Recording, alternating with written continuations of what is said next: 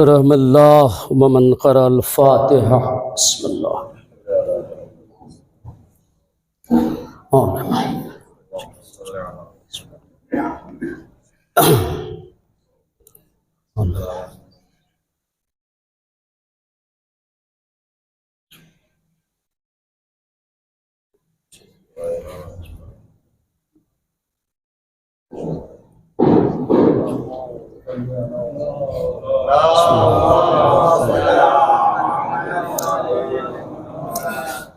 لا حول ولا قوة الا باللہ العلی العظیم اعوذ باللہ من الشیطان اللعین الرجیم بسم اللہ الرحمن الرحیم حسبنا اللہ ونعم الوکیل نعم المولا ونعم النصیر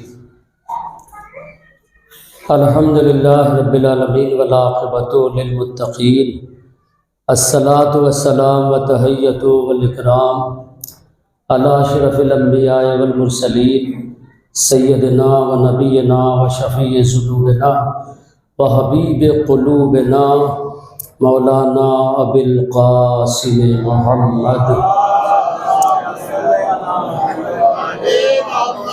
وآلہ الطیبین الطاہرین المعصومین ولعنۃ الدائمۃ علی اعدائہم اجمعین اما بعد فقد قال اللہ سبحانہ وتعالی فی محکم کتابہ المبین وفرقانہ الحمید بسم اللہ الرحمن الرحیم والذین ینقضون عہد اللہ من بعد میثاقہ ویقطعون ما امر اللہ بہ ان یوصل ویفسدون فی الارض اولئک هم الخاسرون صلوات پر محمد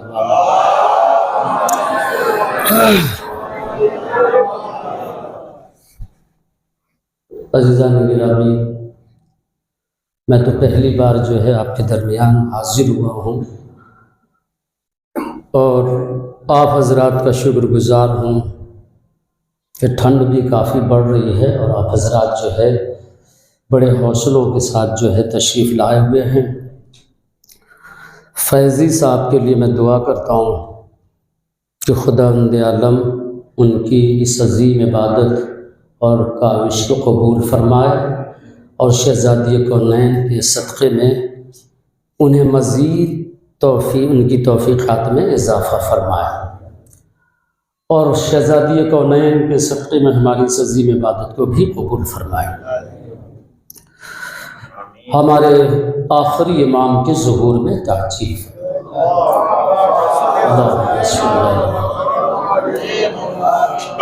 آغاز گفتگو سے پہلے عزیزان گرامی مجھے حکم دیا گیا ہے کہ ایک اعلان ہے وہ کر دیا جائے، آپ حضرات واقف ہوں گے اس سے۔ شہزادی کونین کے نام سے بلڈ بینک جو قائم کیا گیا ہے، آپ حضرات جو حضرات چاہتے ہیں اس میں جو ہے بلڈ ڈونیٹ کرنا وہ کر سکتے ہیں، اور یہ ایک بہت بڑی عظیم نیکی ہے۔ دیکھیے قرآن مجید میں ارشاد ہو رہا ہے وَمَنْ أَحْيَا نَفْسًا فَقَدْ أَحْيَا النَّاسَ جَمِيعًا، جس نے ایک انسان کو زندگی دے دی اس نے پوری انسانیت کو زندہ کر دیا۔ ہو سکتا ہے کہ ہمارے اس چند قطرہ خون سے کوئی زندگی بچ جائے تو قیامت تک اس سے جو نسل چلے گی آپ کا اس پر احسان ہے۔ یہ بہت بڑی نیکی ہے کہ ایک نفس کو اگر زندگی دے دی جائے تو قرآن کہتا ہے کہ تم نے ایک انسان کو زندہ نہیں کیا، پوری انسانیت کو زندہ کر دیا، اس کا اجر ہم تمہیں بروز حشر ضرور دیں گے۔ تو بہت اجر ہے، یہ عطیہ جو ہے بہت اجر ہے۔ اب ہندوستان میں جہاں جہاں ضرورت ہوگی یہ چیز پہنچے گی وہاں تک، گویا ایک بڑا سلسلہ ہے نیکیوں کا، اس میں حصہ لینا چاہیے، نہ جانے کون سی نیکی جو ہے اللہ کی بارگاہ میں قبول ہو جائے۔ اللہ کی بارگاہ میں نیکیوں کی حیت و جسامت نہیں دیکھی جاتی ہے، قبولیت کے لیے کثرت عمل نہیں دیکھا جائے گا، بارگاہ الہی میں یہ دیکھا جائے گا کہ نیکیوں کے ساتھ خلوص کون لے کر آیا ہے۔ ورنہ علامہ مجلسی جیسا انسان کہ کتاب علماء حضرات بھی تشریف فرما ہیں، میں ان کی توجہ کا خاص طور سے طالب ہوں۔ علامہ مجلسی کتاب لکھ رہے ہیں، ایک پیاسی مکھی آ گئی قلم پر بیٹھ کر پانی پینے لگی، اور علامہ مجلسی کے پیج کا اگر حساب لگایا جائے، یعنی ان کی کتابوں کا، جو ان کی تصنیفات و تالیفات کا، تو عقل دنگ ہو جاتی ہے کہ یہ انسان کیا تھا۔ ایک دن میں تو ناممکن ہے کہ اتنے پیج لکھے جا سکتے ہیں، لیکن کیسے لکھا؟ آپ دیکھیں کہ قصص العلماء اٹھا کے دیکھیں کہ ان کی جو داستان ہے بڑی عجیب ہے، کہ ان کو جو ہے کھانے کا موقع نہیں ملتا تھا، زوجہ پہلو میں بیٹھ کر لقمے توڑ کر منہ میں ڈالتی تھی۔ اسی اسنا کا یہ واقعہ ہے کہ لکھ رہے تھے، دور سے پیاسی مکھی قلم کی نوک پہ بیٹھ گئی، یہ سمجھ گئے الہامی طور پر کہ یہ پیاسی ہے، قلم کو روک دیتا ہوں، یہ پی لے گی، اڑ جائے گی، پھر قلم کو حرکت دوں گا۔ لیکن اس نیکی کو بغل میں رہتی ہوئی زوجہ نے نہیں دیکھا، صرف مجلسی جانتے تھے اور ان کا خدا جانتا تھا۔ اسی شب علامہ مجلسی سو گئے، خواب میں دیکھا محشر ہے، انبیاء ہیں، امتیں ہیں، ہجوم ہے، نبی کریم آواز دے رہے مجلسی آگے بڑھو۔ علامہ مجلسی کھڑے ہو کہ یا رسول اللہ کیسے آگے بڑھوں؟ سامنے عیسیٰ کھڑے ہیں، کہ میرا حکم بڑا ہے یا عیسیٰ کا آپ کا حکم؟ پھر آگے بڑھو۔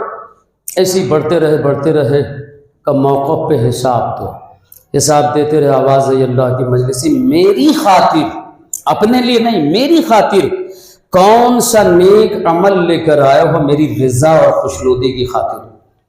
اللہ مجلسی کہنے لگے پروردگارا، ہم نے کتابیں لکھی کا علم میں نے دیا تھا، کا غریبوں کی مدد کی کا دولت میں نے دی تھی، کا فلاں کی مدد کی کا طاقت و قوت کا دینے والا میں تھا، تو تم نہ کرتے تو کیا کرتے؟ میری رضا کے لیے کیا لائے ہو؟ نمازیں یہ وہ کا نہیں، یہ سب تو فرض تھی، یہ تو نہیں کرنا تھا نا۔ کہ میری رضا کے میں بڑی جلدی تمہیز سے باہر نکلنا چاہتا ہوں، اصل موضوع پہ آنا چاہتا ہوں کہ میری رضا کی خاطر کیا لے کر آئے ہو؟ مجلسی نے کہا پروردگارا اگر یہی بات ہے تو میرے پاس کوئی ایسا عمل نہیں ہے جو لائق بخشش ہو۔ آواز سجدے میں چلے گئے، کہا میرے پاس پھر کوئی عمل نہیں ہے۔ کہ کتابیں لکھی تھا اس میں بھی نام و نمود شامل ہو چکا تھا تمہارا، کہ پھر کوئی عمل ہے ہی نہیں۔ کا سر اٹھاؤ، تمہارا ایک عمل ہے تو دیکھنے میں بڑا چھوٹا سا، لیکن تمہاری زندگی کی ساری نیکیوں اور اعمال صالحہ پہ بھاری ہے۔ تو کون ہے؟ میری نظر میں تو ایسا کوئی عمل نہیں ہے۔ کہ یاد کرو کہ جب تم کتابیں لکھ رہے تھے کہ مکھی آ گئی تھی پیاسی، وہ میلوں دور صحراؤں میں بھٹک رہی تھی پیاس سے، میں نے اس کو الہام کیا، اس کا رخ تمہارے قلم کی طرف موڑا، میں اس مکھی کو موڑ کر تمہارے قلم کی طرف لایا اور تم سمجھ گئے اس کی پیاس کو، میں نے تمہیں بھی الہام کر دیا تھا یہ پیاسی ہے، اس کی پیاس کو بجھایا تم نے، اسے ادنا نہیں سمجھا، میں نے اسے کیسے خلق کیا میں جانتا ہوں، تم نے اس مکھی کو پانی پلا دیا خلوص سے اور اس نیکی کا اظہار نہیں کیا، سوائے تمہارے میرے کوئی نہیں جانتا ہے، لہذا تمہارا یہ عمل جو چھپا کے کیا ہے لے کر آئے ہو بند ڈبے میں، یہ عمل تمہاری جنت میں جانے کے لیے اکیلا کافی ہے۔ صلوات پڑھے محمد وآل محمد۔ کسی بھی عمل کو حقیر نہیں سمجھنا چاہیے، نہ جانے کس عمل کی بنا پر اللہ ہمیں جنت میں داخل کر دے، کون سا عمل ہو جو اس کی رضا کا باعث بن جائے۔ یہ بلڈ بینک میں جسے حصہ لینا ہو ڈونیٹ کر سکتا ہے۔ اس کے بعد جو ہے دوسری چیز یہ ہے، یہ فرش ازاں شہزادی کے ایام ازاں چل رہے ہیں، ایام ازاں فاطمیہ، اسے محرم کی طرح منایا کریے۔ اب اللہ کا شکر ہے کہ اس وقت جو ہے چپے چپے پہ شہزادی کے نام کی مجلسیں ہو رہی ہیں، شہادت کے دن منائے جاتے ہیں۔ پہلے اتنی بیدار نہیں تھی ہماری قوم، ماشاءاللہ بیدار ہو چکی ہے۔ پہلے تو کہیں دیکھنے میں آتا تھا کہ مجلس ہو رہی ہے شہزادی کی شہادت کی، لیکن آج خمسی ہو رہے ہیں، مجالس کثرت سے ہو رہے، جاگ رہے لوگ۔ تو لیکن ایک چیز کا خیال رکھیے گا، کوئی بھی عبادت ہو اس کے اصول اور شرائط ہوتے ہیں قبولیت کے لیے۔ بدون شرط اگر ہم اس عمل کو بجا لائیں تو وہ قابل قبول نہیں ہوتا ہے۔ اتنا یاد رکھ لیجیے گا۔ نماز کے لیے بھی شرط ہے کہ ریاکاری نہ ہو، دکھاوا نہ ہو، خلوص سے پڑھا جائے، سچی نیت سے، تو قابل قبول ہے۔ ہم نے تو پڑھ دیا ہے، اب محشر میں پتہ چلے گا جب آواز آئے گی اپنا نام عمل پڑھو، اگر وہاں درج ہوگی تو قبول ہے۔ پتہ چلا یہاں ہم نے دکھاوے کے لیے اس لیے پڑھا کہ محلے والے بے نمازی نہ کہیں کل سے چائے پانی بھی بند ہو جائے گا، کسی کے گھر جائیں گے کہے گا بے نمازی کو چائے نہیں دے گی، تو پھر ظاہر سی بات ہے یہ تو ریاکاری ہے نا، عمل باطل ہے۔ لہذا اس طریقے سے منانا چاہیے اس ایام عزائے فاطمیہ کو کہ دنیا دیکھے خلوص کے ساتھ، اسے عاشورہ سے کم نہ سمجھیے گا۔ ان 3 دنوں میں جب تک یہ ایام شہزادی کونین چل رہا ہے، ہنسنا، مسکرانا، خریداری کرنا، نئے نئی چیزوں کی خریداری، یہ سب بند کر دینا چاہیے، اس لیے کہ شہزادی کا غم اتنا عظیم ہے، ہم اس غم کے حقائق سے واقف نہیں۔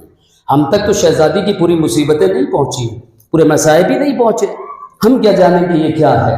جس دن ہم تک حقائق پہنچ جائیں تو یقیناً جو ہے تب ہمیں احساس ہوگا کہ محمد کی بیٹی بہت مظلوم ہے، کائنات میں اس سے بڑا مظلوم ہے ہی نہیں۔ لہذا شہزادی کے لیے آپ جو ان دنوں میں ہنسنا، مسکرانا، نئے نئے کام کرنا، اسے چھوڑ دیجئے۔ شہزادی کے لیے آپ کے سامنے علماء و ذاکرین پڑھتے تھے، بڑا مشہور جو ہے یہ واقعہ ہے آیت اللہ سید علی خامنائی کا، آپ سن چکے ہیں، مجھے دہرانا نہیں چاہیے تھا، لیکن چونکہ بات آ گئی ہے، احساس جاگے ہمارا، ورنہ جس کا احساس مر جائے وہ زندہ رہ کے بھی مردہ ہوتا ہے۔ اس غم کو غم سمجھ کے جو آئے، اگر احساس اس کا زندہ ہے تو مسکرانا کا یہ تو حرام سمجھنا چاہیے نا۔ اتنا بڑا غم ہمارے سامنے، ہم ہنسے مسکرائیں، فرش ازاں کی توہین ہے۔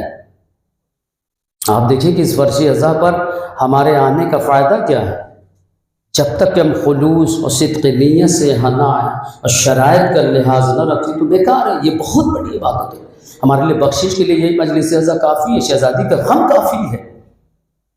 آیت اللہ بہجت کہ مجھے بھی شرف ملا ان کے پیچھے کافی عرصے تک نماز پڑھنے کا، علماء حضرت جانتے کتنی عظیم ہستی تھی کہ آیت اللہ بہجت جو ہے وہ کہتے ہیں، دیکھیے اس واقعے سے آپ کو اندازہ ہوگا کہ ان مجلسوں میں آنا کیسے چاہیے۔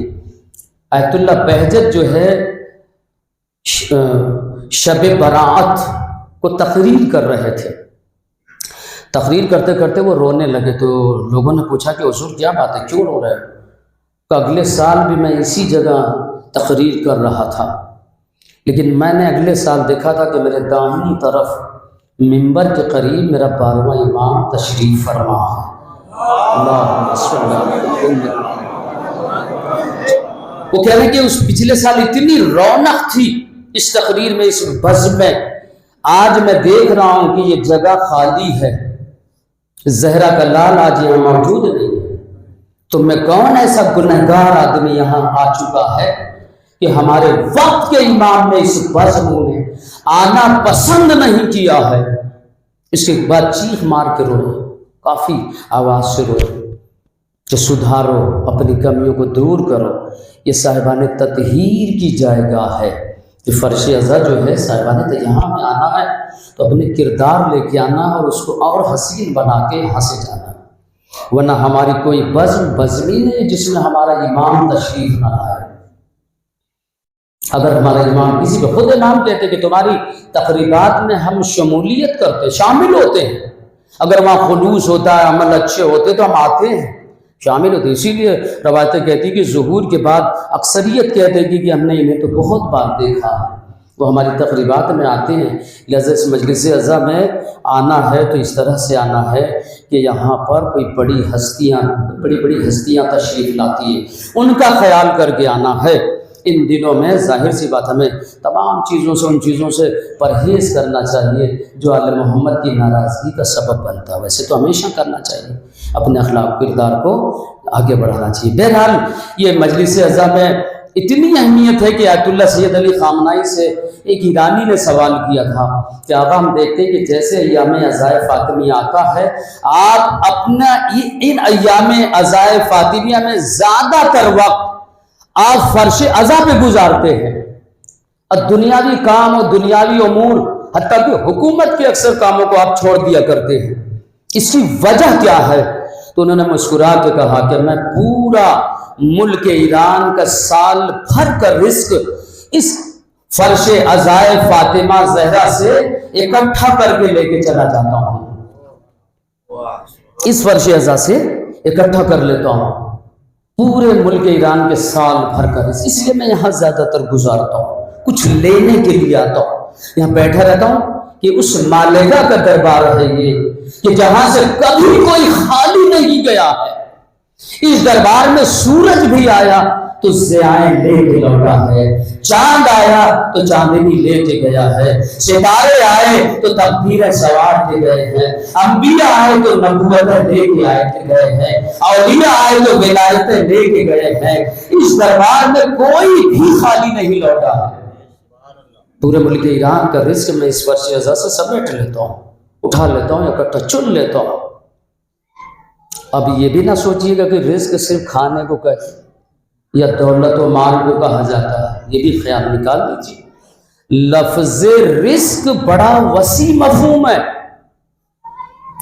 آپ یہ نہ سوچیے گا کہ اس سے ہمارے پیسے بڑھ جائیں گے مجلسوں میں آنے سے، یہ نکال لیجیے گا۔ اس مجلس میں آنے کے بعد ہمیں اچھے اچھے کھانے ملیں گے، یہ خیالات نکال دیجیے گا، پہلے رزق کو سمجھیے۔ آیت اللہ خامنائی نے جو فقرہ کہا کہ پورے ملک ایران کے سال بھر کا رزق یہاں سے اٹھا لیتا ہوں، تو رزق فقط پیسے اور دولت کا نام نہیں ہے، تو پھر رزق ہے کیا چیز؟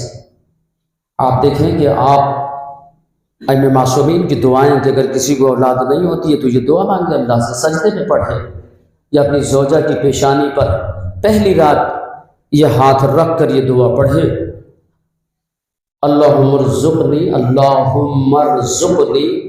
ولدن صالحا تقیا زکیہ، پروردگارہ مجھے رزق دے، ایک بیٹے کا رزق دے دے جو تقی ہو، صالح ہو، زکی ہو، پاکیزہ نفس کا حامل ہو، لیسا فیہ زیادۃ ولا نقصان، اس کے اعضائے جسم میں کوئی کمی اور زیادتی نہ ہو، یعنی عیب سے مبرہ ہو۔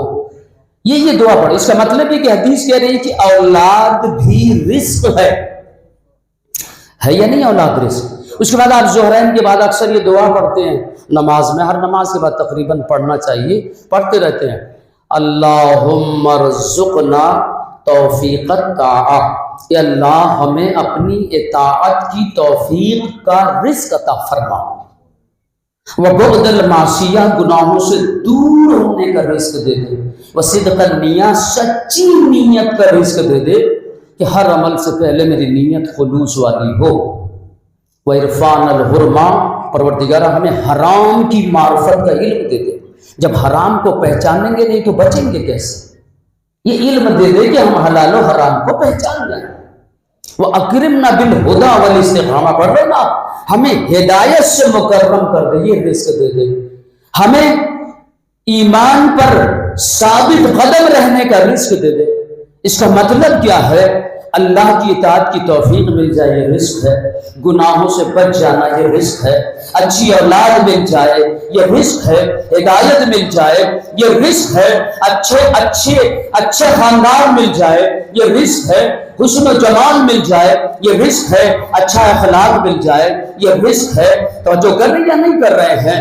اچھی زوجہ مل جائے یہ رزق ہے، توجہ کر رہے یا نہیں کر رہے ہیں؟ یہ ساری چیزیں رزق ہے، یعنی زندگی میں جتنی چیزیں ضروری ہیں وہ ساری ضروریات زندگی کا نام رزق ہے، فقط مال و دولت کا نام رزق نہیں ہے۔ تو پھر یاد رکھیے گا عزیزان گرامی، اس فرش عزا سے، ایام فاطمیہ کے فرش عزا سے اٹھ کر جائیے گا اور دیکھیے گا، ٹٹولیے گا خود کو، اس فرش عزا سے زہرا نے ہمیں کیا کیا رزق عطا کیا ہے۔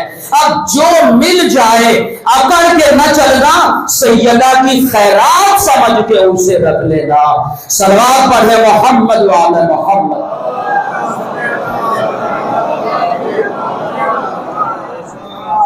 تو جو کر رہے ہیں آپ اس فرش عزا پر معمولی نہ سمجھیے گا۔ امام فرماتے ہیں کہ فرشتے آتے ہیں تو یہاں اجازت لے کے آتے ہیں، تمہیں یہ اختیار دے دیا گیا تو کیا مطلب ہے؟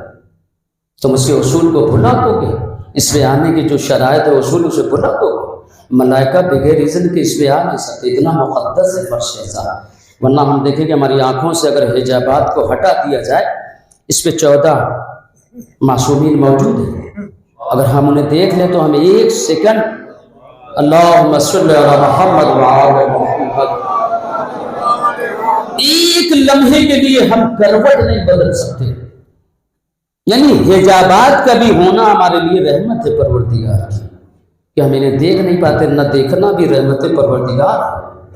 اب آئیے ہم واپس چلتے اپنے موضوع کی طرف۔ تمہیز سے نکل چکے ہیں باہر، تمہیز سے باہر آ گئے۔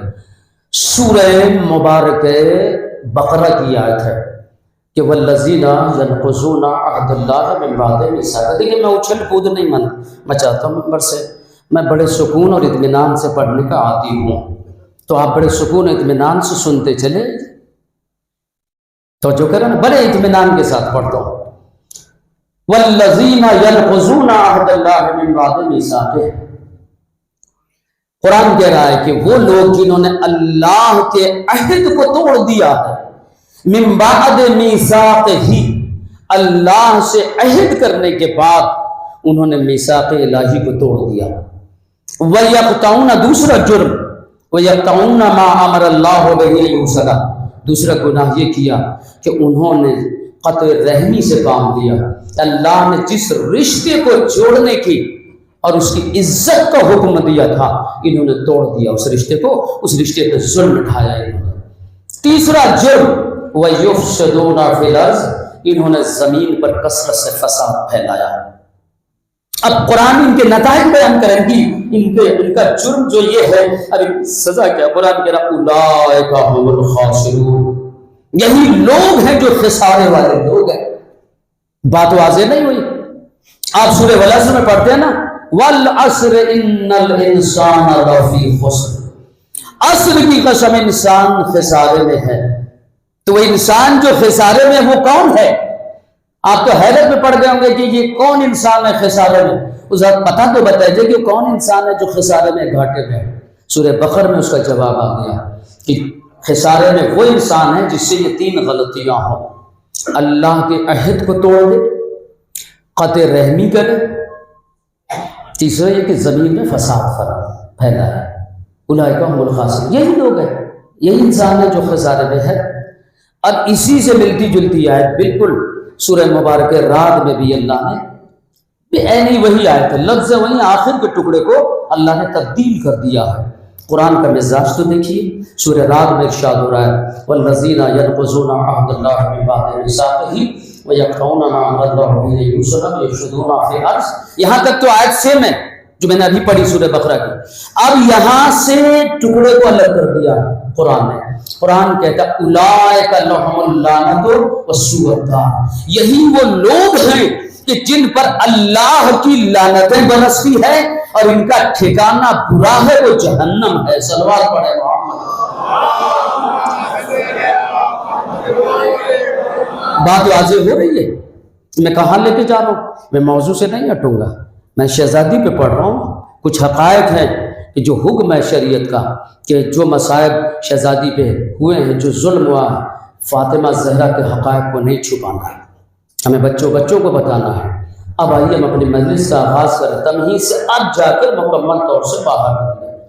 3 سوال ہے میرا، وہ سوال میرا نہیں ہے، یہ سوال دشمن زہرا کی جانب سے ہے۔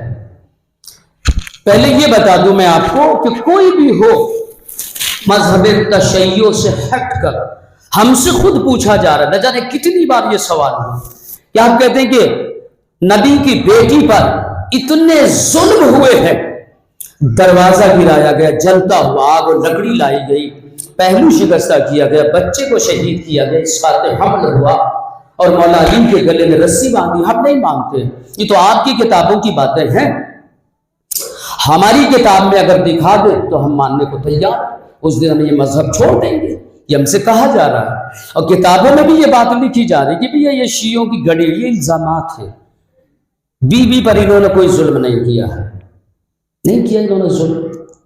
تو پہلی چیز تو تمہاری کتابیں، ہمارے پاس تو بہت کتابوں کے حوالے ہیں، لیکن سامنے کے چند حوالے میں دیتا ہوں کہ شہزادی پہ جو دروازہ گرایا گیا، آگ و لکڑی لائی گئی، نام بنام کون آگ و لکڑی لے کر آیا، کس نے پہلی آگ لگائی ہے دروازے پر، اور کس نے دروازے کو دھکا دیا، کتنے لوگ تھے کہ ہماری شہزادی دیوار اور دروازے کے درمیان میں آئی۔ محسن کی شہادت واقع ہو گئی، بی بی کی پسلیاں چور چور ہو گئی، اور بی بی کے اس بازو پر قنفذ ملعون نے دستے سے وار کیا، خالد نے کوڑے سے حملہ کیا، پورا زخمی ہو گیا۔ دو بڑے زخم تھے، ایک یہاں کے اور ایک بازو کے، یہ مرتے دم تک خون نہیں رکا، وہ سارے مصائب میں عرض کروں گا۔ یہ سارے واقعات، علی کے گلے میں رسی باندھی گئی، بی بی دربار میں حق مانگنے گئی، باغ فدق پر زہرا کے عاملوں کو ہٹا دیا گیا مار کے، اور اپنے عمال کو وہاں پر بٹھا کے قبضہ کر لیا گیا۔ یہ ساری داستان ان کی ان کتابوں میں جو میرے پاس ہیں، آپ پڑھ لیجئے گا بغور، پھر اس کے بعد بتا دیجئے گا کہ یہ تو تمہاری کتابیں منہ بولتی کتابیں ہیں، کہ آپ بھی نہیں مانو گے؟ جب تمہاری کتابیں یہ پوری داستان ظلم بیان کر رہی ہیں تو اب تو تمہیں تو ماننا پڑے گا نا، انکار کی کوئی گنجائش نہیں ہے۔ کتاب ہے امہات الامت، نذیر احمد دہلوی کی کتاب ہے، امہات الامت، پوری شہزادی پہ جو مصائب ہوئے ظلم کو بیان کیا انہوں نے۔ دوسری کتاب ہے استیاب، علامہ عبد البر کی کتاب ہے، انہوں نے مظالم کو بیان کیا، حتیٰ کہ نام زد کر دیا اس کا اس کتاب کے اندر، جس نے میری شہزادی پہ ظلم کیا۔ اس کے بعد روضۃ الاحباب، اس کے اندر جو ہے کافی باتیں لکھی ہوئی ہیں، پوری تفصیل تو نہیں ہے لیکن کافی باتیں ہیں۔ اس کے بعد شرح بخاری علامہ عینی کی لکھی ہوئی ہے، انہوں نے جو ہے ان کے مظالم کو نام بنام ظالموں کے بھی نام لکھے ہیں، اور کیا کیا ظلم کے پہاڑ ڈھائے ہیں، ان کی اس کتاب کے اندر موجود ہے۔ اس کے بعد الامامت و سیاست، اس کتاب میں خاص طور سے آگ و لکڑی لانے کا تذکرہ ہے، اور زہرا کا دروازہ جلانے کا ذکر مکمل دیا ہوا ہے۔ الملل والنحل اہل سنت کی کتاب ہے، علامہ شہرستانی نے بڑی تفصیل سے جو ہے زہرا پہ ہوئے مظالم کا ذکر کیا ہے۔ احتجاج تبرسی اٹھا کے دیکھیے، اس میں جو ہے پورے تذکرے موجود ہیں، علامہ ابوالحدید معتزلی نے بڑی تفصیل کے ساتھ لکھا ہے۔ سیرت حلبیہ کے اندر پورے مظالم کا ذکر ہے۔ اس کے بعد جو ہے ایک اور کتاب ہے، طبع مصر ہے، وہ ہے اللسان العیون، مصر سے چھپی ہے۔ اس کتاب نے تو حد کر دی ہے، اس میں پورے ایسے مسائل بیان کیے ہیں کہ آپ کے رونگٹے کھڑے ہو جائیں گے پڑھ کر، کہ کیا کیا ظلم کیا، اس کے باوجود یعنی لکھا بھی جا رہا ہے، پھر یہ کہا جا رہا ہے کہ یہ کہاں لکھا ہے، ہماری کتابوں میں دکھا دیجئے۔ ہم سے 3 سوال کر کے ہماری زبانوں کو کہتے بٹھایا جاتا ہے، وہ 3 سوال میں آپ کے سامنے بیان کر دوں تاکہ میرا موضوع کھل کر آپ کے سامنے آ جائے۔ پوری تقریر کا محور یہی 3 سوال ہے۔ پہلا سوال کہ صاحب آپ کہتے ہیں چلیے ہم مان لیتے ہیں کہ انہوں نے ظلم کیا ہے، تو پھر مولا علی کیا کر رہے تھے؟ آپ کے کہنے کے مطابق شجاع کائنات تھے، کائنات میں ان سے بڑا بہادر نہیں تھا، یہ صرف بغیر تلوار کے بھی آ جاتے تو کسی میں ہمت نہیں تھی کہ علی کے دروازے پہ آپ کو لکڑی لے کر آ جائیں گے۔ اور کون غیرت مند ہے؟ انسان ہر ظلم سہ لیتا ہے، یہ ظلم ایک ایسا ہے کہ غیور سے غیور مرد، بزدل سے بزدل مرد اس ظلم کو نہیں برداشت کرنے کو تیار تھا۔ وہ کیا کہ کوئی ایسا نہیں ہے اس کے سامنے اس کی زوجہ کو مارا جائے، ہے اس مجمع میں کوئی جو برداشت کر لے؟ نہیں برداشت، جان چلی جائے، لیکن یہ توہین نہیں برداشت کریں۔ ہماری ناموس پہ ہاتھ اٹھے، پھر بھی علی نے صبر کیا تھا کہ یہ کیسے ہو سکتا ہے؟ بچے کی شہادت، علی کے گلے میں رسی، تو علی نے تلوار کیوں نہیں اٹھائی؟ ہمارے بچوں کو یہ جواب دے کے خاموش کر دیا جاتا ہے صرف، تو وہ نبی کی وصیت تھی، یہ تو کوئی جواب نہیں رہا۔ وصیت کی بھی تو حدیں ہوتی ہیں، اور صبر کی بھی ایک لمٹ ہوتی ہے، یاد رکھیے گا، صبر کی بھی ایک لمٹ ہوتی ہے۔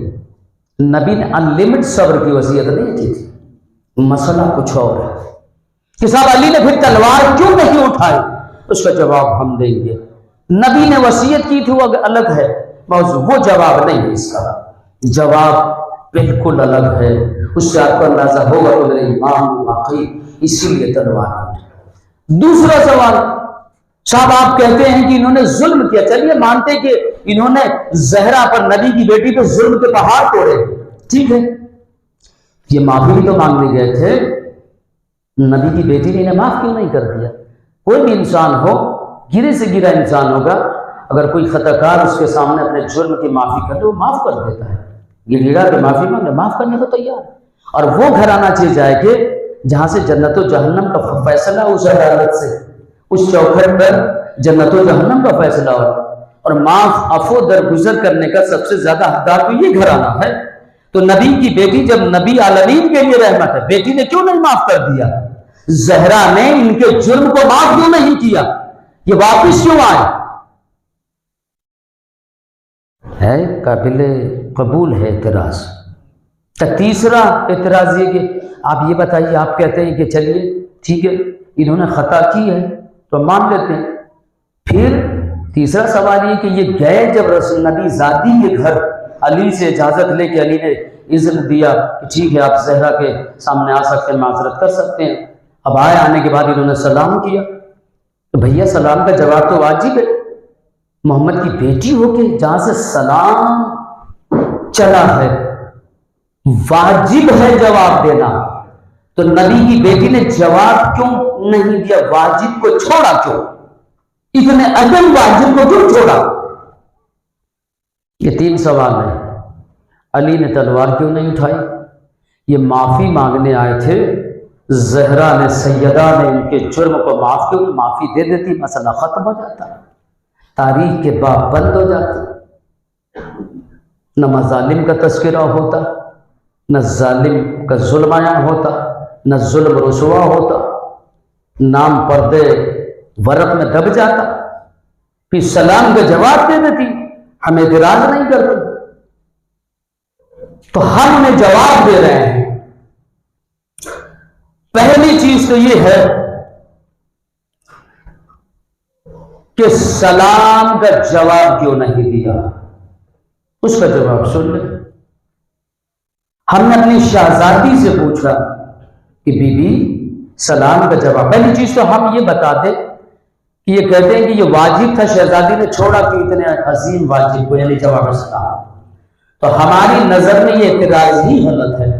اب یہ زمانہ آ گیا ہے، جہالت اور رسوائی اس قدر عروج پہ پہنچ گئی ہے کہ نطفہ حرام آل محمد کو واجب اور مستحب سکھانے چلے کہ واجب کیا ہے اور مستحب کیا ہے۔ جنہیں صحیح سے طہارتوں کے طریقے نہیں پتا، وہ عالمین کی شہزادی کو سکھا رہے ہیں کہ واجب کیا ہے اور مستحب کیا ہے۔ جن کے گھر میں، جن کے آنگن میں شریعت پلی ہے، اسے واجب اور مستحب سکھانے کی کوشش کی جا رہی ہے۔ ہم نے کہا شہزادی آپ نے جواب سلام کیوں نہیں دیا، آپ ہی بتائیے نا ہمیں، تو بی بی جواب دیں گی، ہم نے اس لیے جواب نہیں دیا تاکہ یہ جہنم کے شعلوں سے محروم نہ رہ جائے۔ اگر ہم انہیں جواب سلام دیتے تو یہ جہنم کے شعلوں سے محروم رہ جاتے۔ اب بھی بات واضح نہیں ہوئی، جواب سلام ہے سلامتی کا پیغام، سلام علیکم، آپ پہ سلامتی نازل ہو، سارے خطرے ختم ہو جائیں آپ کے اوپر سے۔ ہم نے کہا علیک السلام، وہی سلامتی آپ کے اوپر بھی اترے آسمان سے، ہر طرح سے سلامت رہے آپ۔ آپ نے ابراہیم کے قصے میں سنا ہے، جب یہ آگ میں ڈالا گیا تو اللہ نے کہا یا نار کونی بردم و سلاما علی ابراہیم، اے آگ سلامتی کا سبب بھی بن جا اور ابراہیم پہ ٹھنڈی بھی ہو جا۔ اللہ نے دو لفظ استعمال کیے، پہلے کہا بردم و سلاما، آگ ٹھنڈی بھی ہو جا اور سلامتی بن جا۔ اگر ٹھنڈی ہو جاتی صرف تو سلامتی کی ضمانت نہیں تھی، ہو سکتا تھا اتنی زیادہ ٹھنڈ ہو جاتی ابراہیم کو اس ٹھنڈ سے بھی اذیت ہو سکتی تھی، اس لیے اللہ نے لفظ سلامت لگا کے کہا اتنی ٹھنڈی بھی نہ ہونا کہ وہ ٹھنڈک سے ابراہیم کو نقصان پہنچے۔ سلوات پڑھیں محمد۔ تھوڑا پانی ذرا سا۔ تو آگ سے سلامتی کی ریکویسٹ کس نے کی ہے؟ خدا نے کی ہے یا نہیں؟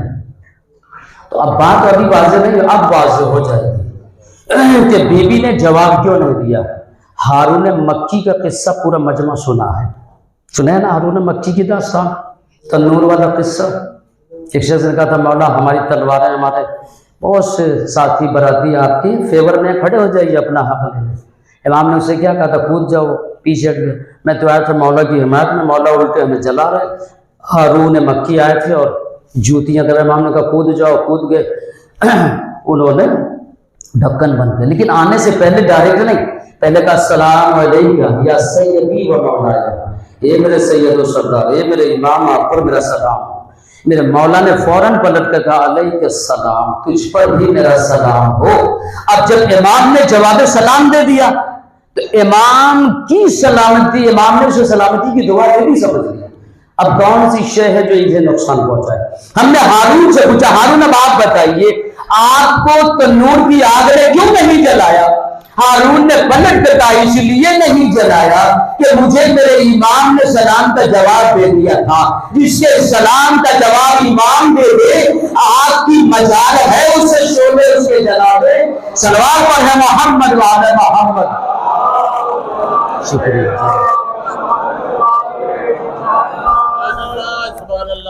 اب سمجھ میں آیا شہزادی نے کیوں نہیں جواب دیا؟ ان کا جواب دینا آگ کے انگاروں سے بچا لینا ہے۔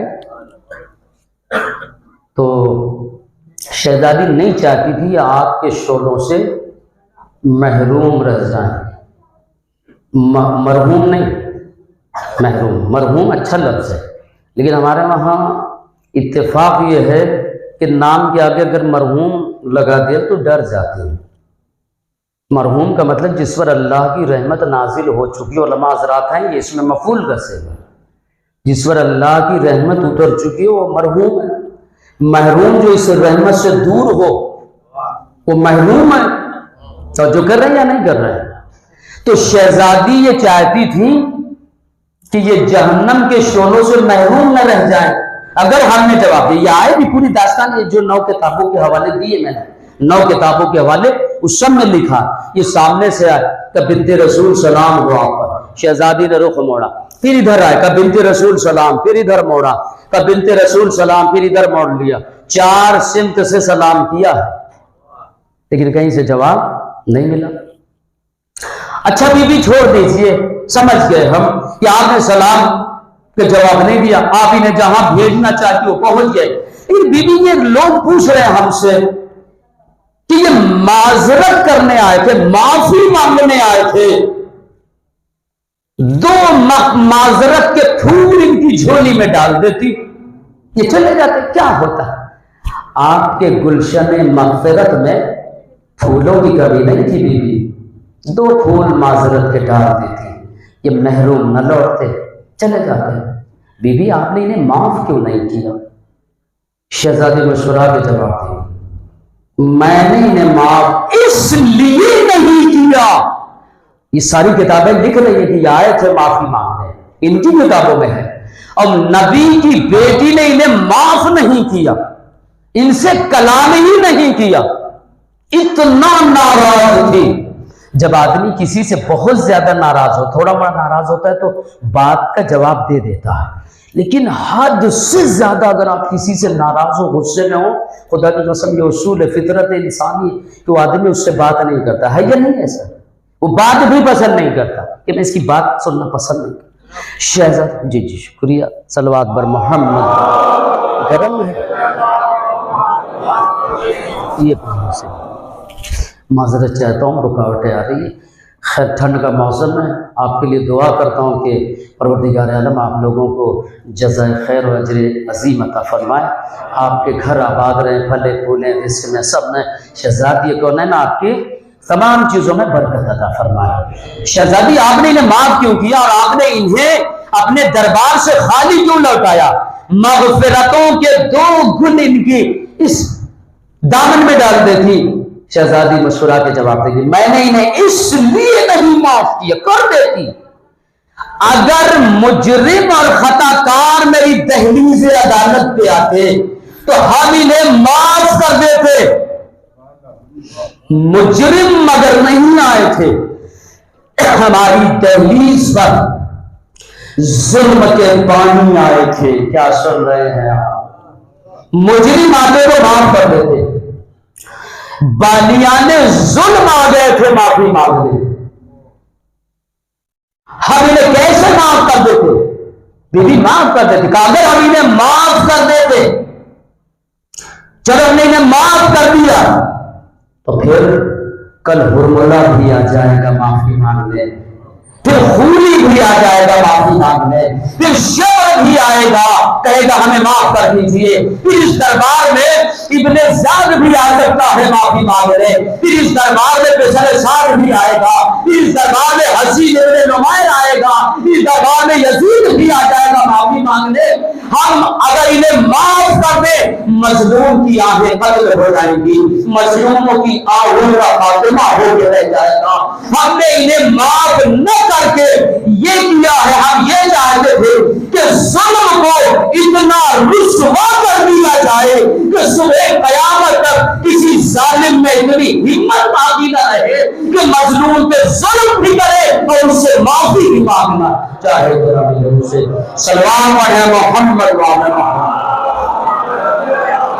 ظلم کو اتنا رسوا کر دیا سیدنا نے کہ قیامت تک کے ظالموں میں ہمت نہیں ہے کہ مظلوم کی دہلیز پہ آ کے معافی مانگ سکے. تو پھر تو قاتلوں کی لائن لگ جاتی ہے نا یہاں پر. جسے دیکھو جرم کر کے آ رہا ہے معافی مانگیں گے تو کھل کھیل تماشا تھوڑی. اس لیے محمد کی بیٹی نے نہیں معاف کیا کیونکہ قابل معافی نہیں تھے نا. خطا کار اور مجرم ہوتا ہے نا قابل معافی. ظلم کی جنہوں نے بنیادیں ڈالی ہیں مدینے میں وہ قابل معافی نہیں ہے کیونکہ ان کا ظلم بیج یہاں گویا بات کربلا پر گئی ہے. بہت بڑی بات ہے. ہماری شہزادی نے نہیں معاف کیا اور واقعی معافی کے لائق نہیں تھے. اور کہنے لگے اچھا وہ تیسرا اعتراض ہے، اتنے ظلم ہوئے، علی نے تلوار کیوں نہیں اٹھائی؟ تمہاری نظریے کے مطابق ساری کائنات کے علی سے بڑا بہادر نہیں ہے. اپنی علی چاہتے آگے آ گئے ہوتے تو خدا کی قسم زہرا کا پہلو کون تو ہو سکتا تھا. ٹھیک اسی پہ ہمت. اور علی کے گلے میں رسی، خود جب رسی باندھ کے لے گئے کہ یہودی اس وقت مدینے میں آ گیا تھا اتفاق سے، اس نے گلے میں رسی دیکھی، کہنے لگا کہ یہ جسے رسی باندھ کر گھسیٹا جا رہا ہے وہ حق پہ ہے، میں گواہی دیتا ہوں، اس لیے کہ میں نے اپنی کتاب میں پڑھا ہے. پورا واقعہ ہے، اسے میں بیان نہیں کرنا چاہتا، موضوع سے ہٹنا نہیں چاہتا. وہ کہتا ہے کہ جس نے رسی بندوائی وہ حق پہ، میں گواہی دیتا ہوں. بہت بڑی بات کہی، اسے سوچیے گا اس فکرے کو اس یہودی کی. علی آ جاتے تلوار اٹھا لیتے. علی نے تلوار کیوں نہیں اٹھائی؟ زہرا کی آنکھوں کو برداشت کیا علی نے، شکستہ پہلو دیکھا علی نے، اس درد کو دیکھتے رہے علی، صبر کرتے رہے، گلے میں رسی بندوا لی، دروازہ چلا گیا. چھت بھی دعائے صنم قریش، علماء تشریف فرما گواہی دیں گے کہ دعائے صنم قریش وظائف الابرار میں بھی موجود ہے. ترجمے میں دیکھیے گا مولا کائنات نے کیا کہا ہے. تبرہ کیا مولا نے، لفظیں اس میں ہیں، لفظ لان ہے، ان لوگوں پہ لعنت ہو. الذین خرب بیت النبوہ، جنہوں نے نبوت کے گھر کو اجاڑا ہے، چھت کو مسمار کیا ہے. یہ چھت پہ بھی چڑھے اور زہرا کا چھت توڑ ڈالا. بہت بڑے مظالم، صرف ہم دروازے تک گنجے، بات بہت دور کی ہے، بہت دور کی بات ہے. پورا گھر خراب کیا. نبوت کا گھر تھا اور قرآن پکار کے کہہ رہا. مولا علی نے کیا کہا؟ الذین خرب بیت النبوت، زہرا کا گھر نبوت کا گھر تھا، ان پر لعنت بھیج اللہ جنہوں نے نبوت کے گھر کو مسمار کر دیا. اور قرآن اٹھا کے دیکھیے کہ یا ایھا الذین آمنوا، اے ایمان لانے والو، لا تدخلوا بیوت النبی قبل ان یؤذن لکم، خبردار نبی کے گھر میں نہ آنا جب تک کہ میرا رسول تمہیں اجازت نہ دے. یہ بیت نبوت بغیر اجازت آئے کیسے؟ آپ کو پرمیشن کس نے دیا تھا؟ کس نے اجازت دی تھی؟ قرآن کہتا ہے بغیر اجازت کے اس گھر میں داخل ہونا حرام ہے. آپ نے یہ حرام کام کیا کیوں؟ قرآن نے بیل لگایا. حسنیہ تو جانتے نا، چھٹے امام کی بروایت اس کے قصے بہت زیادہ، پورا مناظرہ ہے نا ہارون۔ اس نے یہی تو دربار میں سوال کیا تھا، یہی تو پوچھا تھا کہ یہ بتاؤ کہ آپ کے دربار میں 2 آدمی آئے تھے مقدمہ لے کر، کہا ہاں، کہا کون تھا وہ؟ کہا عباس تھے، رسول کے چچا، اور علی تھے۔ کہا کیا کہا تھا عباس اور علی نے؟ کہا عباس بھی دعویٰ کر رہے تھے اور علی بھی دعویٰ کر رہے تھے، دونوں کہہ رہے تھے، عباس 2 دلیل دے رہے تھے، 2 دلیل علی دے رہے تھے۔ کہا قصہ سنا سکتے ہو؟ کہا جانے دو، اس کو بند کر دو۔ ہارون نے کہا یہ جو پوچھ رہے اس کو جواب دیتے کیوں نہیں ہو؟ تم ابراہیم کاہے کے عالم ہو؟ دربار کا سب سے بڑا عالم تھا ہارون کے ابراہیم، ڈر رہا تھا کہ کہیں دروازہ کھل نہ جائے، قصے باب نہ کھل جائے۔ ہارون نے کہا بولتا کیوں نہیں ہے؟ حسنیہ نے کہا یہ بتاؤ کہ عباس اور علی دونوں جب آپ یعنی دربار میں آئے تھے، خلیفہ وقت کے، حاکم وقت کے، تو دونوں اپنا مقدمہ لاتے، دونوں کیا دلیل دے رہے تھے؟ کہ عباس کہہ رہے تھے نبی کا جانشین میں ہوں، علی کہہ رہے تھے میں ہوں۔ عباس 2 دلیل دے رہے تھے اور علی 2 دلیل۔ عباس کہہ رہے تھے پہلی دلیل یہ ہے کہ میں چچا ہوں، دوسرے یہ کہ میں علی سے عمر میں زیادہ ہوں، اس لیے نبی کے بعد نبی کا خلیفہ بننے کا حقدار میں ہوں۔ کہ علی کیا دلیل دے رہے تھے؟ کہ علی 2 دلیل دے رہے تھے، میں رسول کا چچا زاد بھائی ہوں اور نبی کا داماد ہوں، اس لیے خلافت کا حق میرا ہے۔ حسنیہ نے ابراہیم جیسے عالم سے پوچھا تھا کہ جن سے یہ دونوں کہہ رہے تھے انہوں نے کیا جواب دیا تھا؟ کہتا جانے تو یہ بات کی بات ہے۔ کہا نہیں جانے مت دو، اسے بولو تو بتاؤ، کہا دور کی، کہا نہیں بتاؤ اسے۔ کہا حاکم نے کہا تھا کہ یہ حق علی کا ہے۔ کہا کس دلیل پہ حاکم نے کہا تھا؟ کہا حاکم وقت نے کھڑے ہو کے عباس سے کہا تھا کہ آپ واپس لوٹ جائیں، حق آپ کا نہیں ہے، ہم نے اپنے انہی دونوں کانوں سے 12 نبی کو کہتے سنا ہے علی ہی میرا وارث ہے، علی ہی میری جائیداد کا وارث ہے، علی ہی میری خلافت کا وارث ہے۔ کا پھر جو ہے حاکم نے جب یہ جملہ کہا تو عباس اور علی نے کچھ کہا تھا، تو اس عالم نے ابراہیم نے کہا عباس نے کہا تھا علی خاموش رہے تھے۔ کہا عباس نے کیا کہا تھا؟ کہا عباس نے آگے بڑھ کر کہا تھا اے حاکم وقت، ہم اور علی تیرے پاس کوئی مقدمہ اور کیس نہیں لائے ہیں، ہم دونوں میں کوئی جھگڑا نہیں ہے، ہم تیری تنقید ہم تیری تنقید کے لیے آئے ہیں، ہم تجھے تنبیہ کرنے آئے، سمجھانے کے لیے آئے ہیں کہ جب ہم علی کے سگے چچا ہو کے یعنی نبی کے وارث نہیں، نبی کے چچا ہو کے وارث نہیں، تو تم ایرے غیرے ہو کر مسند خلافت پہ کیسے آ گئے؟ صلوات پڑھے محمد وعلى محمد۔ یہی تو مناظرہ ہوا تھا نا۔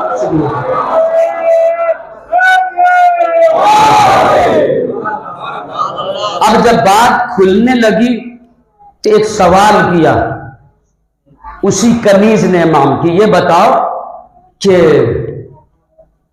نبی کی قبر کہاں ہے؟ کہ نبی کے اپنے حجرے میں، آج جو یہ نبی کی قبر ہے وہ نبی کا گھر تھا، اسے توڑا گیا اور مسجد میں شامل کر دیا گیا۔ جو قبر ہے نبی اپنے کمرے میں دفن ہے بھائی، 1 انچ آگے نہیں ہے، نبی اپنے حجرے کے اندر۔ کہا اچھا تو یہ طے ہے؟ کہا ہاں نبی اپنے حجرے میں۔ کہا اچھا تو ایک سوال ہے میرا۔ کہا کیا؟ کہ سوال یہ ہے کہ نبی نے اپنے بعد کسی کو بنایا تھا خلیفہ؟ کہا نہیں۔ کہا پھر کہ امت پہ چھوڑ دیا تھا؟ کہ یہ تمہارا عقیدہ ہے؟ کہا ہاں۔ کہ پھر ہوا کیا؟ کہ سقیفہ میں بنا لیا گیا۔ کہ بس دوسرا سوال ہے، یہ بتاؤ کہ نبی نے نہ بنا کے غلطی کی ہے یا ان لوگوں نے بنا کے غلطی کی ہے؟ پھنس گیا وہ، ایک خوبصورت جال بچھایا اس امام کی کنیز نے، اسے اس جال میں پھنسا دیا۔ کہ اتنا بتا دو کہ نبی نے نہ بنا کے غلطی کی یا انہوں نے سقیفہ میں بنا کے غلطی کی۔ اب اگر یہ کہہ دے کہ نبی نے نہ بنا کے غلطی کی تو کافر ہو جائے گا، ایمان کے دائرے سے نکل جائے گا، پھنس جائے گا۔ اگر کہہ دے کہ نہیں انہوں نے بنا کے غلطی کی ہے، سامنے ہارون رشید بیٹھا اسی لائن کا آدمی ہے، فوراً یہ قتل کر دے گا کہ پھر اسی خلافت غلطی پہ ہو جائے گی۔ ادھر تلوار استقبال کر رہی ہے، ادھر سے جائے تو کفر احترام کر رہا ہے۔ اب اس جال میں حسنیہ نے لا کے ایسا مارا ہے کہ اب یہ کروٹیں بدلتا رہا، جب یہ باتیں بحثیں ہو رہی تھی، اس کو بچانے کے لیے اسی دربار کا مفتی ابو یوسف نام تھا، وہ بڑا مفتی تھا ہارون کے دربار کا، وہ کھڑا ہو کے کہتا حسنیہ ہٹ جاؤ پیچھے، تم چلی جاؤ گھر پہ، یہ باتیں مت کرو، یہ اچھی نہیں ہے۔ ان کی فضیلت کے لیے بس اتنا کافی ہے کہ وہ نبی کے اغل بغل میں دفن ہے، اتنا کافی ہے ان کی فضیلت کے لیے۔ حسنیہ نے کہا مجھے یہی تو لانا تھا تمہیں، میں تو یہی انتظار کر رہی تھی کہ تم یہاں خود سے چل کر آؤ، تم خود سے آ گئے تو اب سنو۔ اغل بغل میں دفن ہے، کہا کہ نبی کی قبر کہاں ہے، کہ اپنے حجرے میں، کہ طے ہے، کہ بالکل طے ہے، کہ پھر قرآن کا یہ حکم یاد ہے، اے ایمان لانے والوں نبی کے سورہ حجرات پڑھ کے دیکھ لیجئے گا، اس میں بھی حکم ہے کہ نبی کے حجرے میں بغیر نبی کی اجازت کے مت آنا۔ کہاں یہ حکم ہے؟ کہ انہیں جو دفن کیا گیا تاریخ میں وہ اجازت نامہ ذرا دکھا دے، کیا سن رہے ہیں آپ؟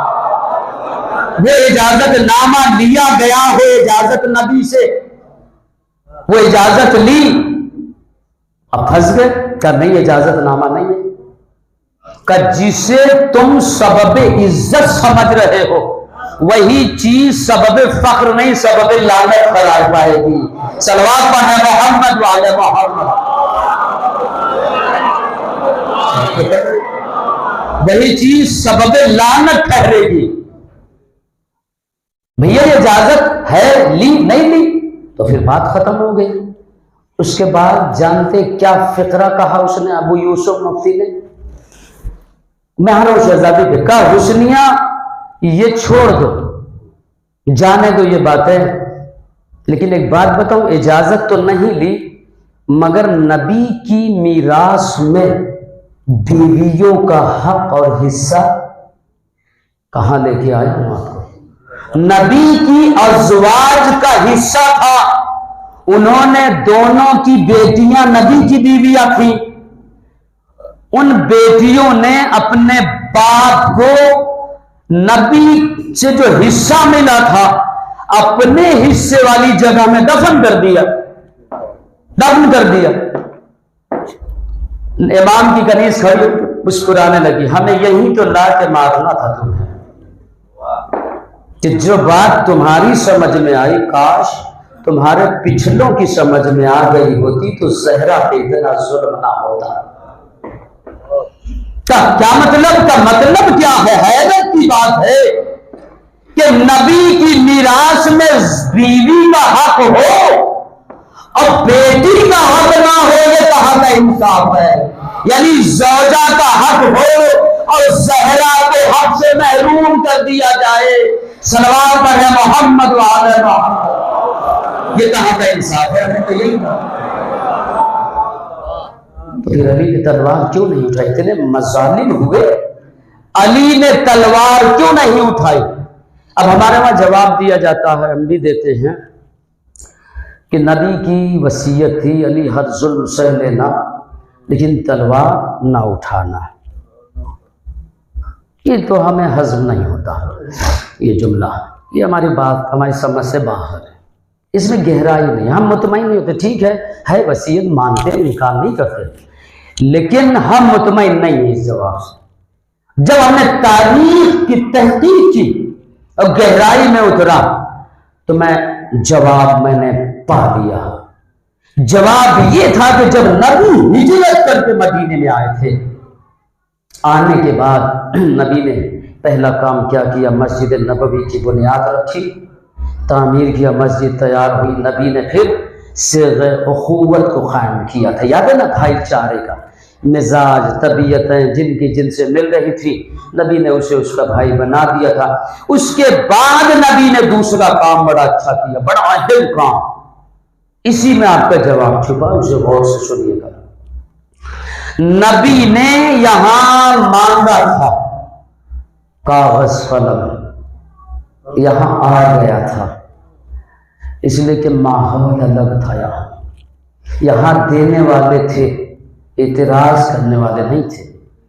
کاغذ قلم آیا تو نبی نے معاہدہ لیا، ان سے عہد نامہ تحریر کیا، بڑا لمبا چوڑا، اس میں نبی نے سب صحابہ جو نئے تھے سب کے سامنے سے اخوت کے بعد ایک لمبا چوڑا میرے نبی نے عہد نامہ لکھا تھا کہ یہ مدینہ منورہ ہے، یہاں جائے امن ہے، یہ شہر مدینہ جائے پناہ ہے، ہر ایک کی عزت ناموس آبرو سب محفوظ ہے ایک دوسرے کے شخص، یہاں عہد کرو، دستخط کرو، عہد کرو میرے سامنے اللہ کو حاضر و ناظر سمجھ کر کہ جب تک مدینے میں رہو گے کوئی کسی پر تلوار نہیں اٹھائے گا،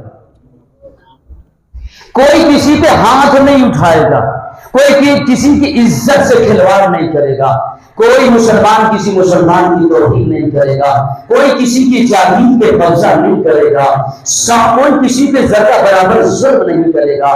نبی نے اس پر دستخط کروا لیے تھے، اس عہد نامے پر رسول نے علی سے بھی سگنیچر کروائے تھے، علی نے دستخط کر دیا کہ ہم عہد کرتے ہیں کہ جب تک زندہ ہیں تلوار کسی پہ نہیں اٹھائیں گے، کسی کا حق نہیں ماریں گے، کسی پہ ظلم نہیں کریں گے، کسی سے جھگڑا فساد نہیں کریں گے۔ سب دستخط کر چکے، امتحان تھا اللہ کا یہ عہد نامہ، بہت بڑا امتحان تھا۔ آیت بھی میں نے اسی عنوان سے پڑھی ہے، پتہ نہیں ذہنوں میں اتری یا نہیں، محفوظ ہے یا نہیں، کہ جن لوگوں نے اللہ سے کیے عہد کو توڑ ڈالا اور قطع رحمی یعنی ظلم کیا، صلہ رحمی سے ہاتھ دھو بیٹھے اور اس کے بعد پورے فساد کے ماحول قائم کر دیے، لہم اللعنت، ان پر اللہ کی لعنت ہو۔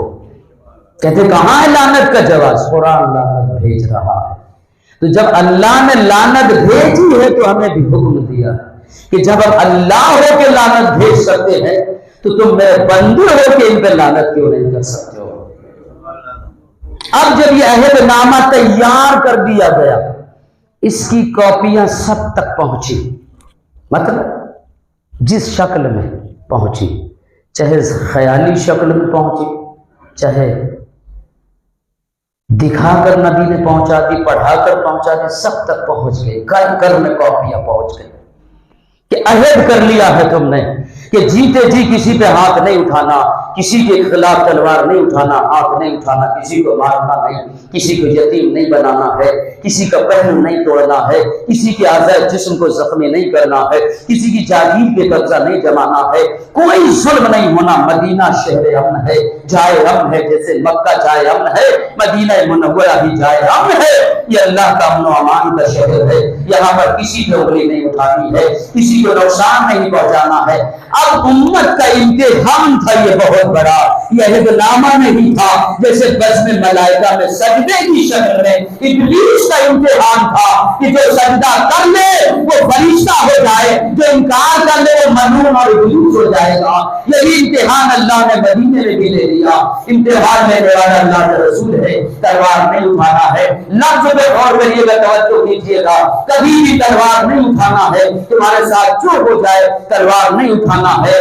اب ظلم ہو رہا ہے، آگ لکڑی لائی گئی، پہلے تو خلافت چھین لی گئی، علی نے صبر کر لیا، آگ لکڑی لائی گئی، علی نے صبر کر لیا، دروازے پہ آگ لگا دی گئی، علی نے صبر کر لیا۔ یہ عہد توڑ رہے ہیں، علی عہد نامے کو بچا رہے ہیں۔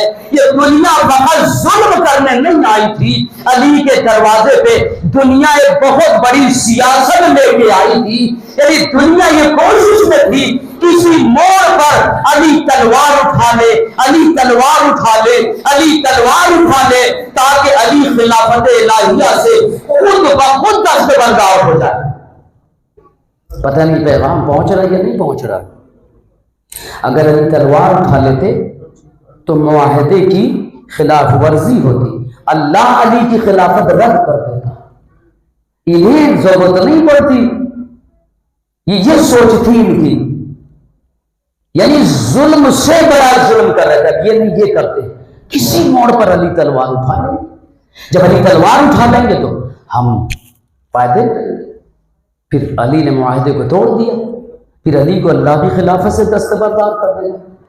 دنیا نے ظلم کے پہاڑ توڑ علی پر، علی ہر ظلم یہ سوچ کے نہیں برداشت کرتے رہے کہ محمد کی وصیت ہے، یہ سوچ کے برداشت کرتے رہے نہیں اٹھانی ہے، معاہدہ سامنے ہے، معاہدہ رسالت ٹوٹ جائے گا، نبی سے کیا ہوا عہد اور وعدہ ٹوٹ جائے گا، نہیں زہرا کا پہلو شکستہ ہوتا ہے، ہو جانے دو، پسلیاں ٹوٹتی ہیں ٹوٹ جانے دو، میں نبی کے لیے یہ برداشت کر لوں گا، میں نبوت کی خاطر یہ ظلم برداشت کر رہا ہوں، آگ و لکڑی لائی جا رہی ہے، دروازہ چلنے دو، رسالت کے عہد کو بچانا ہے، محسن کی شہادت ہو جانے دو، رسالت کے عہد نامے کو بچانا ہے، گلے میں رسی باندھ لینے دو، عہد نامہ بچانا ہے۔ اب بتائیے جیتا کون ہارا کون؟ انہوں نے ایک ایک کر کے یہ ظلم نہیں کر رہے تھے، نبی سے کیے عہد کو اسٹیپ بائی اسٹیپ توڑتے چلے جا رہے تھے، اور علی ہر موڑ پر نبی سے کیے عہد کو بچاتے چلے گئے۔ جب نبی سے کیے عہد کو علی نے بچا لیا، علی نے شکر کا سجدہ رکھا کیا، اور یہ نتیجے کا اعلان فوراً امتحان کے بعد نتیجے کا اعلان نہیں ہوتا۔ علی نے مسجد کوفہ کا انتخاب کیا، تو گھڑی آئے امتحان ابھی ہوا ہے میرا، ابھی فوراً امتحان کے بعد نتیجہ اور رزلٹ آؤٹ نہیں ہوتا۔ مسجد کوفہ کا سما آ گیا، ضربت لگی علی کے سر پر، علی نے سجدے میں سر رکھا، تحفظ سے ربی دعا پروردگارا علی آج دنیا سے کامیاب ہو کے جا رہا ہے۔ علی کے دروازے پہ دنیا سیاست لے کر آئی تھی، علی کو ہر موڑ پہ ناکام کرنے کی کوشش کر رہی تھی، لیکن ہر موڑ پر علی کامیابی سے قدم بڑھاتا چلا گیا۔ آج علی نے ہر امتحان پاس کر لیا۔ صلوات پڑھیں محمد وآل محمد۔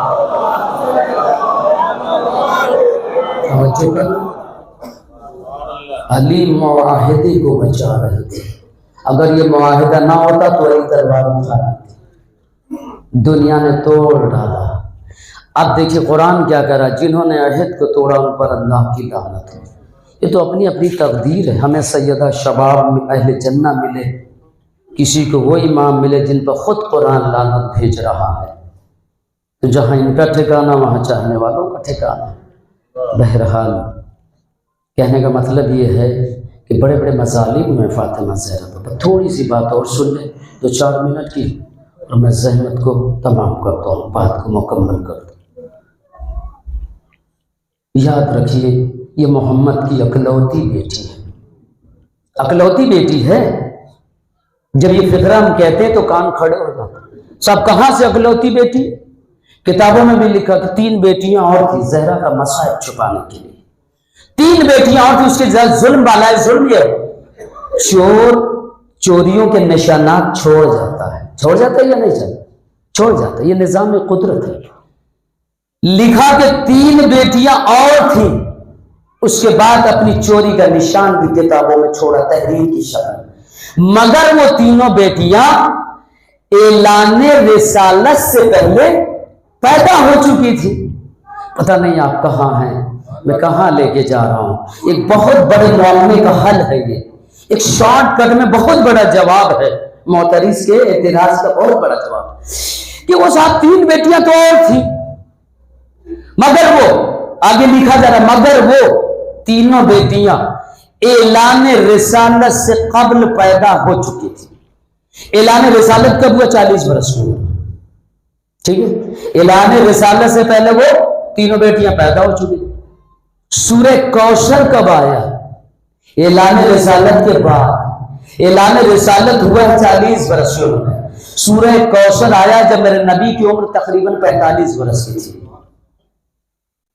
3 بیٹیاں اور تھیں، اعلان رسالت سے پہلے پیدا ہو چکی تھی، اور سورہ کوثر آیا ہے اعلان رسالت کے بعد کہ حبیب یہ کافر تمہیں مقتون نسل کا، نسل بریدہ ہونے کا یہ تانا دے رہے ہیں۔ تو جب 3 بیٹیاں اور تھیں اور سورہ کوثر آیا ہے اعلان رسالت کے بعد، پتہ نہیں کیا سن رہے ہیں آپ، ایک لفظ میں بہت بڑا جواب یہ چھپا ہوا۔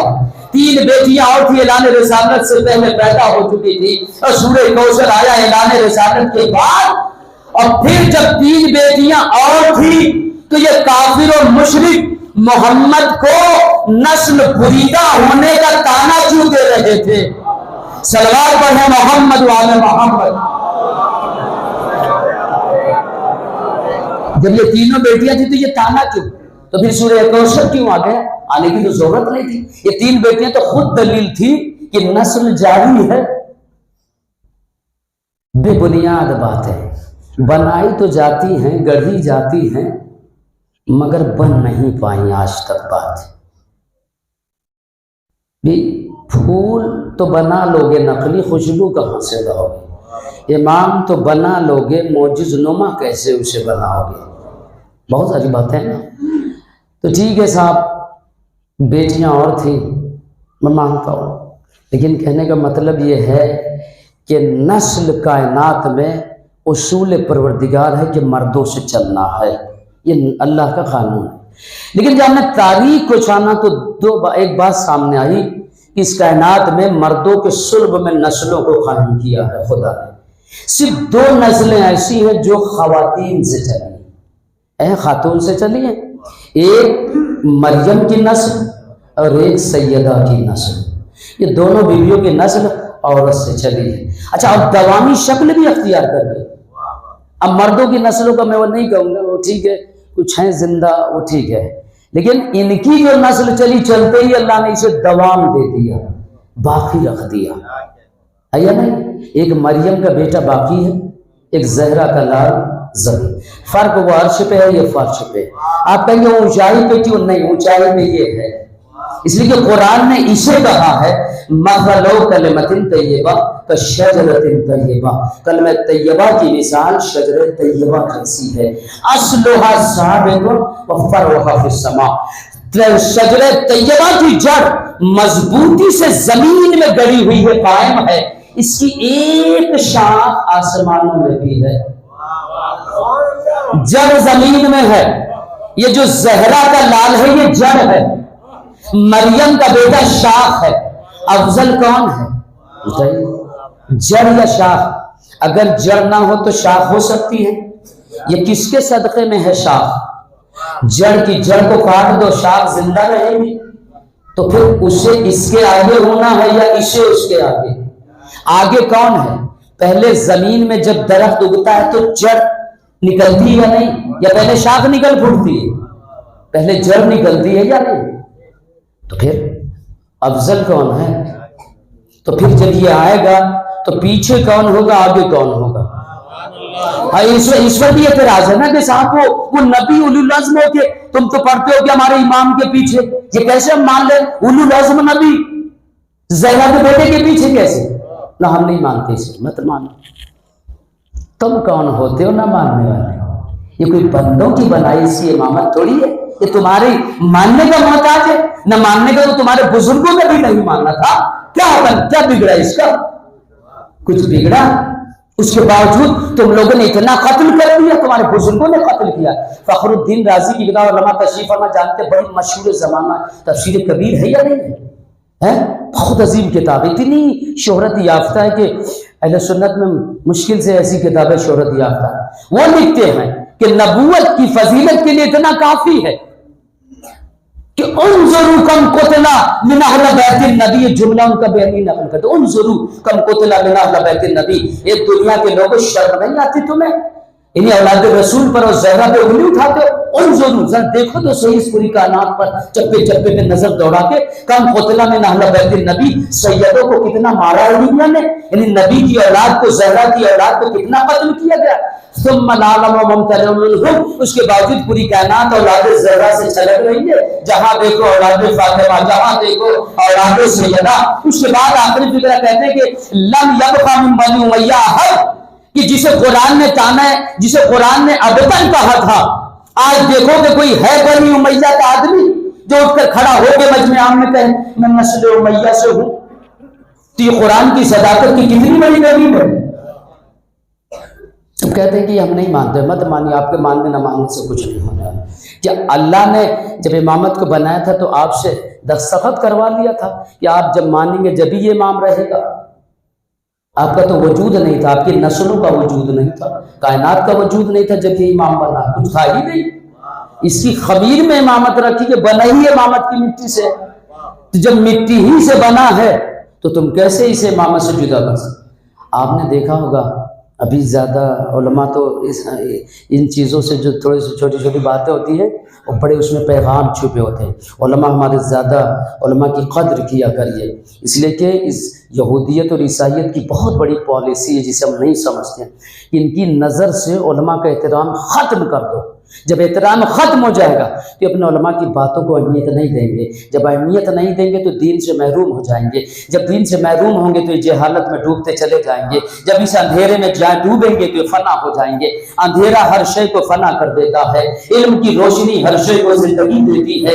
ایک بہت بری سوچ ہے عیسائیت اور یہودیت کی. لہٰذا میں کہتا ہوں علماء کے قریب ہو جائے. ایسا ماحول بن گیا ہے کہ مولوی اگر کہیں سے گزرے دروازے پہ کسی مومن کے، ہمارے بھائیوں کے دروازے پہ کھڑا ہو، دیکھا کہ مولانا آ رہے ہیں بازار سے، اندر گھس جاتا ہے بند کر کے، کہیں چائے نہ پلانی پڑ جائے، یا چھوڑیے کہیں یہ ہمارا وقت نہ خراب کر دے.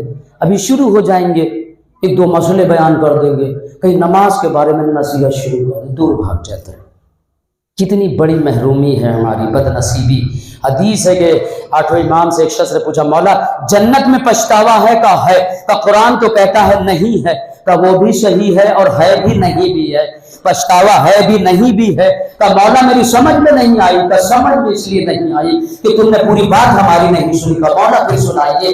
کا علمی مذاکرہ کسی عالم دین سے ایک سیکنڈ 1 منٹ، یعنی ایک نہیں بلکہ سیکنڈ، امام نے لہجے کا لفظ استعمال کیا عربی میں.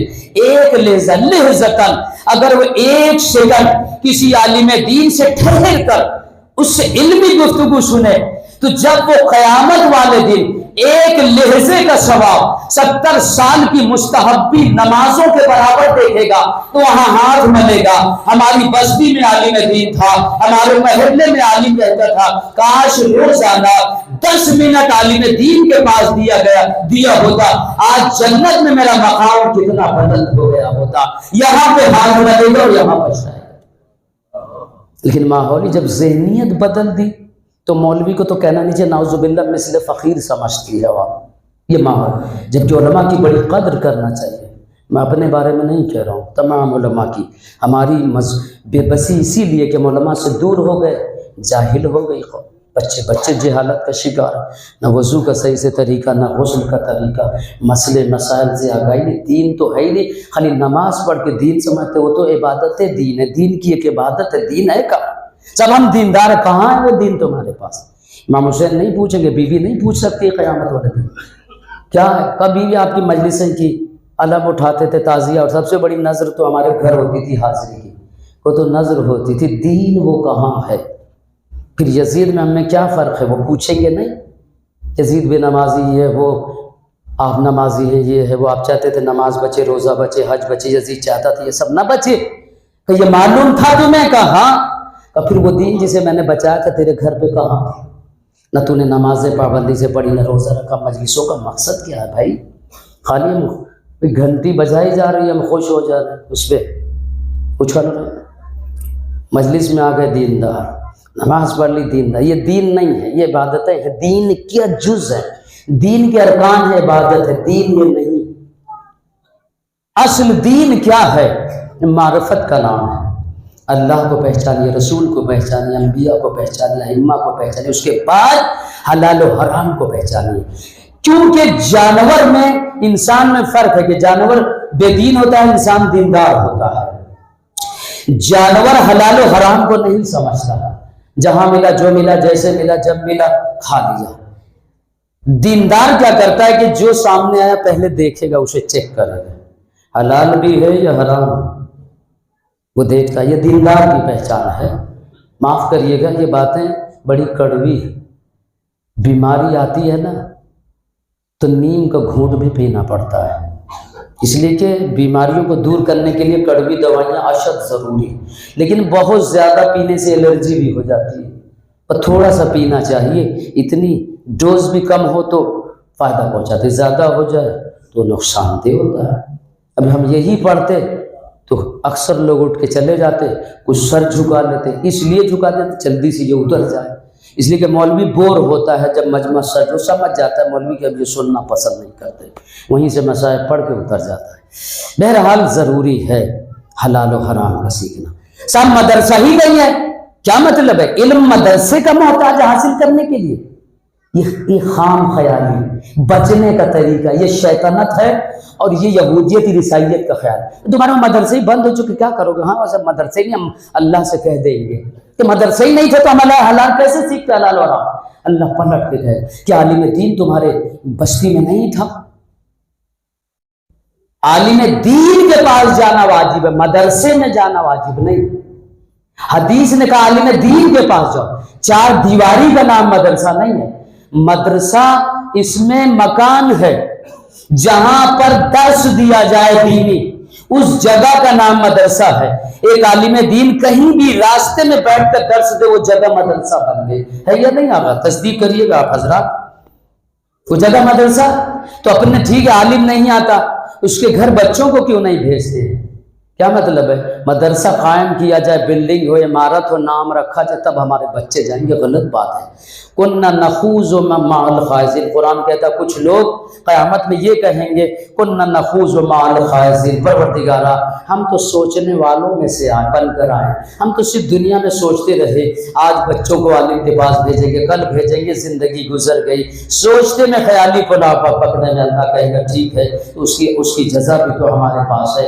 बहरहाल आखिरी मरहले पे आ चुका हूँ और बात को समेटने लगा हूँ कि वो तो उस दिन पता चलेगा जब मेहदी अलैहिस्सलाम आएंगे, कौन आगे होगा कौन पीछे होगा। सलवात पर मोहम्मद होगा। वो पाप आया था ना, ज्यादा दिन की बात नहीं, आखिरी बात है। उलमा हज़रात वाकिफ है इस वाक़े से, ज्यादा दिन तो नहीं हुए ना। अभी जो तौज़ील मसाइल छपी है लखनऊ से, उसमें एक तो गलती बहुत बड़ी है, हेड ऊपर की जो हेडिंग है ना, तौज़ीहुल मसाइल लिखने के बजाय हे के बजाय ऐन लिखा। आप हज़रात ज़रा गौर करिएगा, उन्हें आगाह कर दीजिएगा मेरी तरफ से। तौज़ीहुल मसाइल, ते वाव ज़ो दी ज़्वाब, ये ऐन लिखा है, ऐन नहीं होना चाहिए। ये हेडिंग पे है, ये अंदर होती तो चल जाती। उसके बाद उस पॉप की फोटो है ईसाई के और आका सिस्तानी की। आप देखिएगा नई जो तौज़ीहुल मसाइल लखनऊ से, उस पर ये फोटो भी दी दोनों की, आमने सामने दोनों बैठे नजर आए। जब ये पहुंचा है नजफ में आका सिस्तानी से मुलाकात के लिए, तो इसने आका सिस्तानी से जब मुलाकात की तो जब इनके घर की तरफ ले चले इसको कुछ लोग, तो आका सिस्तानी से इस्तकबाल के लिए बाहर आए। ये अखलाक है, हमारी शरीयत मज़हब अहले बैत है। कि फिर ये ना पूछेगा काफिर का नहीं, फिर आपने दीन क्या पूछा? बेरुखी का नाम मज़हब अहले बैत नहीं है। मज़हब अहले बैत कहता काफिर को भी कलेजे से लगा लो, मुतासिर हो जाएगा, कलमा पढ़ लेगा। आप कहोगे दूर रहो नजी से, ना, आप बाद में पाक हो जाइएगा, पहले किरदार का मुज़ाहरा करिए। इसी में तो हम मार खा जा रहे हैं। एक तरफ इस्लाम कह रहा है नजीस, हम उसी कसम हमने समझ ही नहीं पा रहे अहले बैत के पैगाम। इस्लाम कह रहे हैं नजीस है, इधर कह रहा है तबलीग करो, हमारी समझ में नहीं यार। एक तरफ इनकी नजासत का हुक्म लागू, एक तरफ बचने का। आप समझ कर पे मासूम का कलाम कलामुल इमाम इमामुल कलाम होता है। इमाम का कलाम हर कलाम का इमाम है, मामूली बात है, आप आसानी से समझ जाएंगे। गौर कीजिए, समझिए। इमाम कहते काफिर भी आ जाए, आगे बढ़कर इखलाक का भरपूर मज़ा उसे कलेजे से लगाइए, उसे बैठाइए, उसे पानी पे खुदा की कसम इतना मुतासिर हो जाएगा। आपको क्या तबलीग करने की जरूरत नहीं, इसलिए कि सबसे मुअस्सिर तबलीग किरदार की होती है। पढ़ा लिखा पर वो तहरीरी हो तो बहस है ज़बानी, उसमें तो नाराज भी हो सकता। अगर सिस्तानी निकले उसको कलेजे से लगाया, ऐसे चिपका लिया कि सांसों की आवाज़ भी सुन रहा था। मुस्कुरा दिया आगा के चेहरे पर। इतना ऐसी मोहब्बत तो किसी ने दी नहीं कायनात में। वो जिंदगी भर का कह रहा है कि ऐसा प्यार हमें हमारी कौम ने नहीं दिया, एक आलम तशय्यो का मर्जा हमें वो मोहब्बत दे रहा है। ऐसे किरदार की आला मिसाल हमने नहीं देखी कायनात। और उसके बाद आगा के घर को देखा, टूटी दीवारें, बोसीदा मकान जगह जगह से गिर रही हैं। हैरत से देख रहा आगा ने उसका बाजू पकड़ा, आगे चलो। कहीं आगा एक सवाल है, कहा क्या? का इतना बोसीदा मकान और गली इतनी तंग है, एक आदमी दो आदमी से ज़्यादा चले तो तंगी महसूस हो।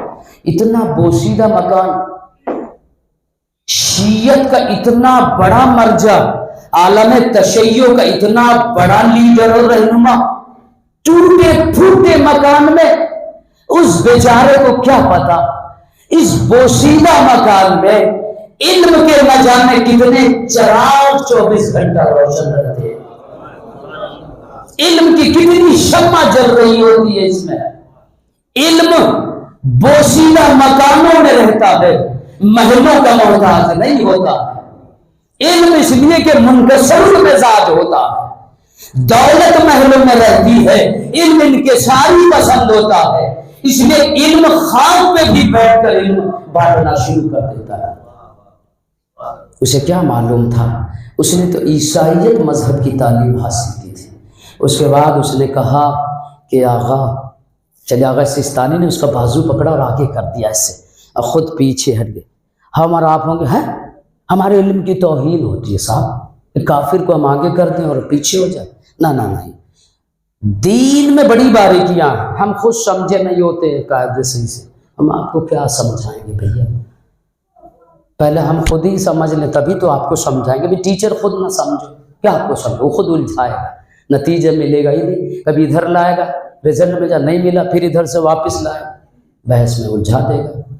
آغا سستانی نے آگے کر دیا اسے، اتنا بڑا مرجع ایک پاپ کو آگے کر رہا ہے، پلٹ گیا، کہتا ہاتھ جوڑ دیا اس عیسائی نے، نہ میری جو اس کے فکرے سنیے، میری جرات میں آپ سے آگے چل سکوں نہ۔ اس نے آغا سستانی کا بازو پکڑا، آگے کر دیا اور پیچھے ہٹ گیا۔ آغا سستانی کے پیچھے پیچھے آغا نے بڑی کوشش کی، اس عیسائی رہنما نے، بہت بڑا لیڈر تھا عیسائیوں کا، یہ پاپ پیچھے ہو گیا، ہمارے آیت اللہ کو آگے کر دیا۔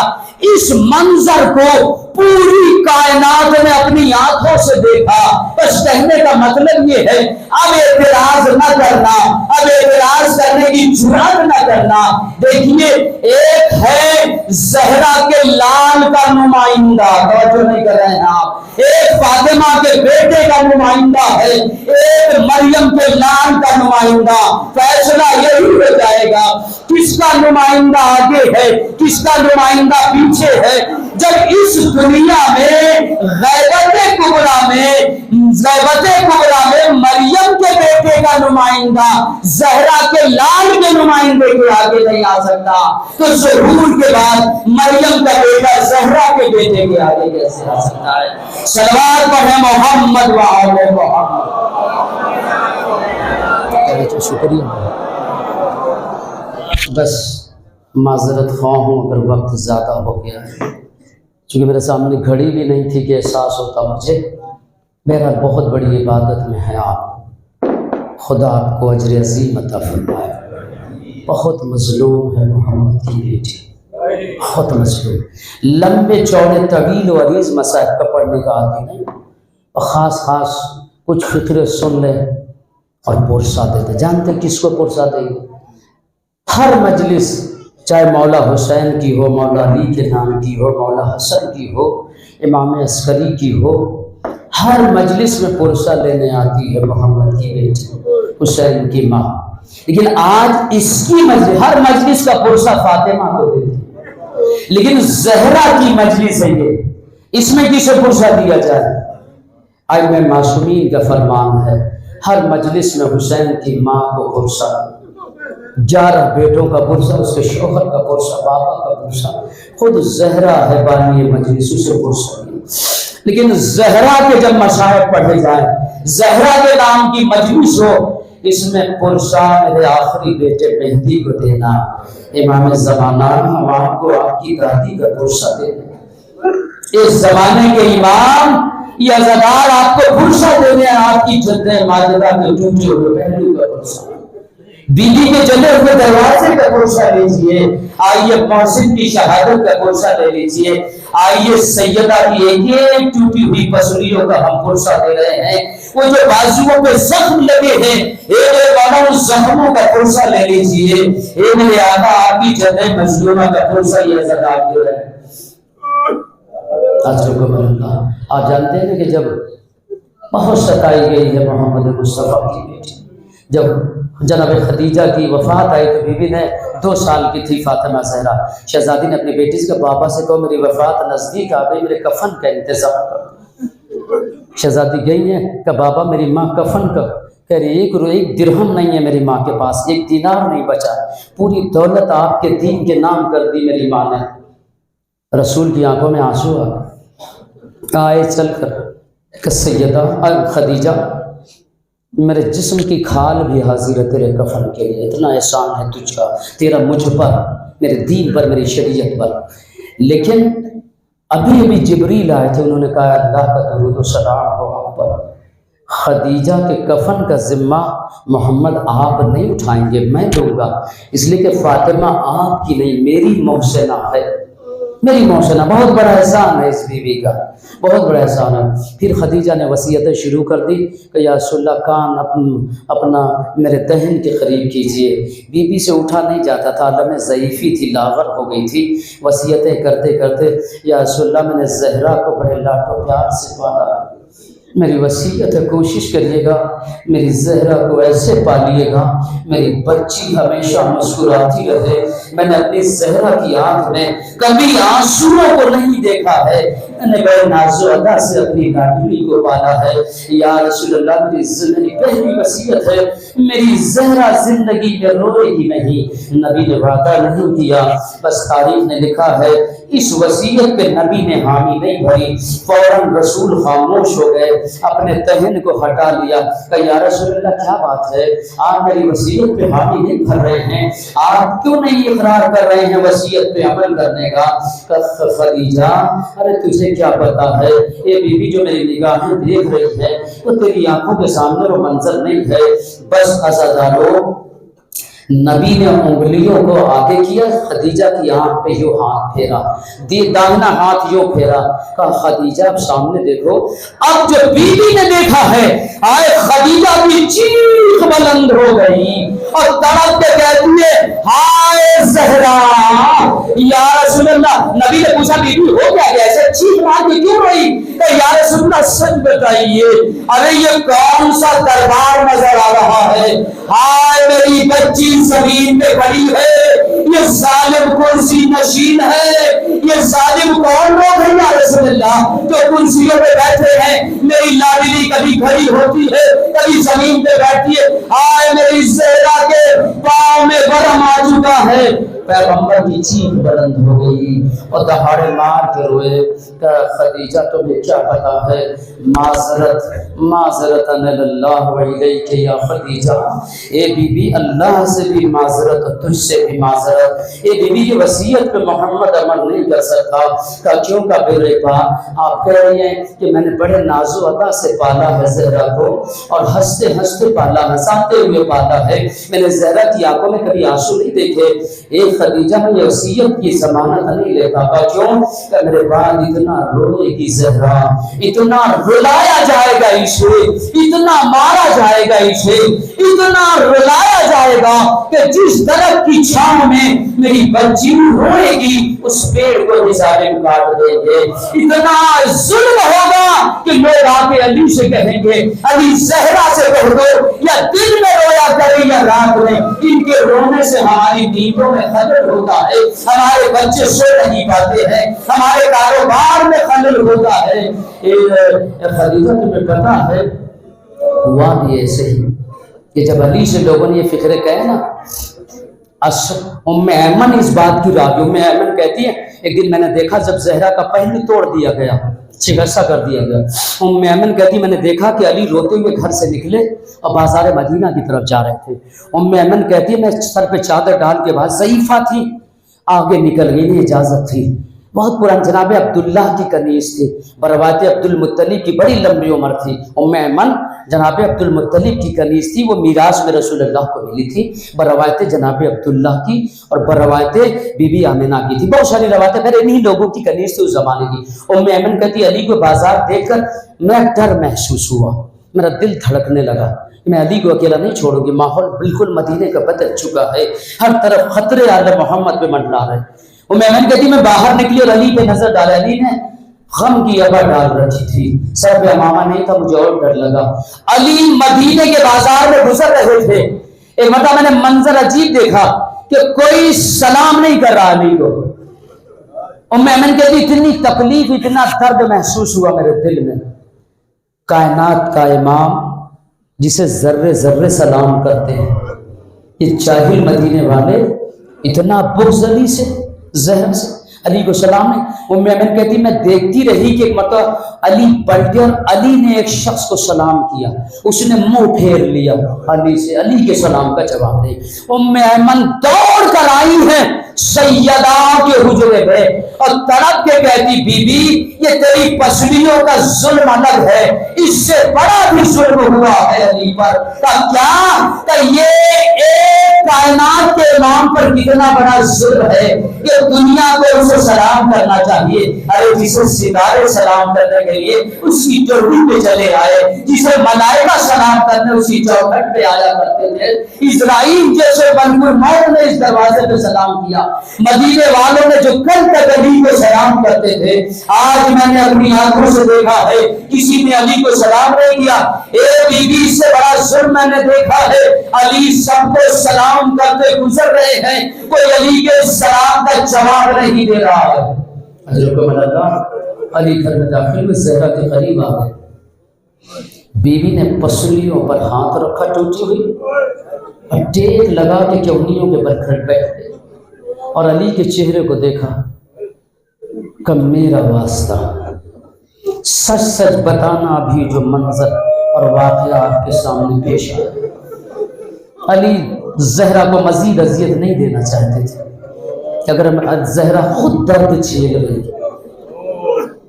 کسی کی ایک پسلی ٹوٹ جائے یا یہاں چوٹ آ جائے، کسی کھلاڑی کو گیند سے لگ جائے، آپ کا تجربہ ہے یہ نفسیاتی چیز ہے، اسے سانس لینے میں بڑی تکلیف ہوتی، خالی چوٹ لگ جائے کہ جس کا دونوں طرف کا پہلو ٹوٹا ہوا ہو. اجرکم اللہ. اب آ گیا مسائل پر. علی چھپانا نہیں، زہرا اپنا واسطہ دیتی ہے محمد کی بیٹی. علی کہ نہیں زہرا کوئی بات نہیں ہے، کرنے کی جو ابھی ابھی تم پر ظلم ہوا ہے بازار میں، سناؤ ظلم کی داستان. نہ سنائے علی تو قیامت تک کے شیعوں کو معلوم کیسے ہو. بس ایک مرتبہ علی خاموش ہو گئے، آنسو گر رہے تھے، علی کے آنسو گر رہے تھے. فاطمہ انہوں نے نکالی مجھے سب پتا ہے، میں تمہاری زبان سے سننا چاہتی ہوں. کیا پتا ہے؟ کہ ام ایمن نے مجھے سب بتایا. کہ ٹھیک بتا. کہ نہیں میں تمہاری زبان سے سننا چاہتی ہوں. کہ زہرا جب میں یہاں سے گزرا جو کل تک مجھے سلام کرتے تھے، آج سے انہوں نے سلام کرنا بند کر دیا. کبھی اس سے بڑا ظلم میں نے سنا ہے کہ جب میں لوٹ کے آ رہا تھا تو میں نے ہی سلام کیا. ماحول اتنا بدل گیا سیدہ، مدینے کا ماحول اتنا بگڑ چکا ہے زہرا کہ اب علی نے سلام کر رہا ہے تو علی کے سلام کا جواب دینے کو کوئی تیار نہیں ہے. اتنا زمانے نے آل محمد سے منہ پھیر لیا. زہرا کی چیخ بلند ہو گئی، ہائے میرے بابا. اس کے بعد علی نے کہا بی بی میں بتاؤں میں کیوں گیا تھا؟ میں نہ جاتا بازار میں، مجھے بلایا گیا تھا.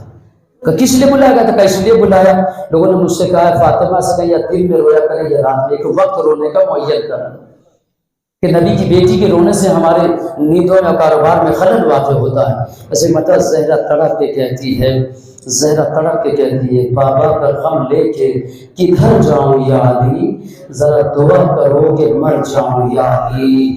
اس کے بعد نبی کی بیٹی سر پہ چادر ڈال کے بابا کی قبر پہ آ کے اپنا رخسار قبر پہ تعویذ سے رکھ کے کہتی تھی سبحان اللہ مسائل والنہار سبحان الايام سبحان لیالیا.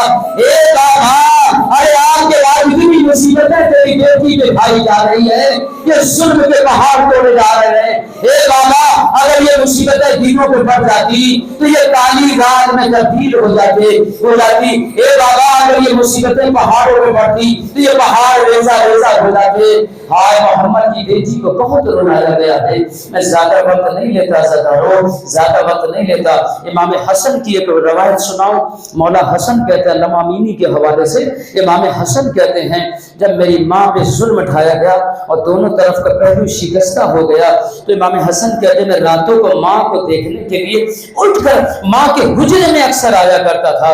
ایک دن میں نے سوچا لاؤ ماں کے حجرے میں چلوں اور دیکھوں کہ میری ماں کیسے عالم میں رات گزار رہی ہے، میری ماں فاطمہ سو رہی ہے یا نہیں، کس طرح سو رہی ہے۔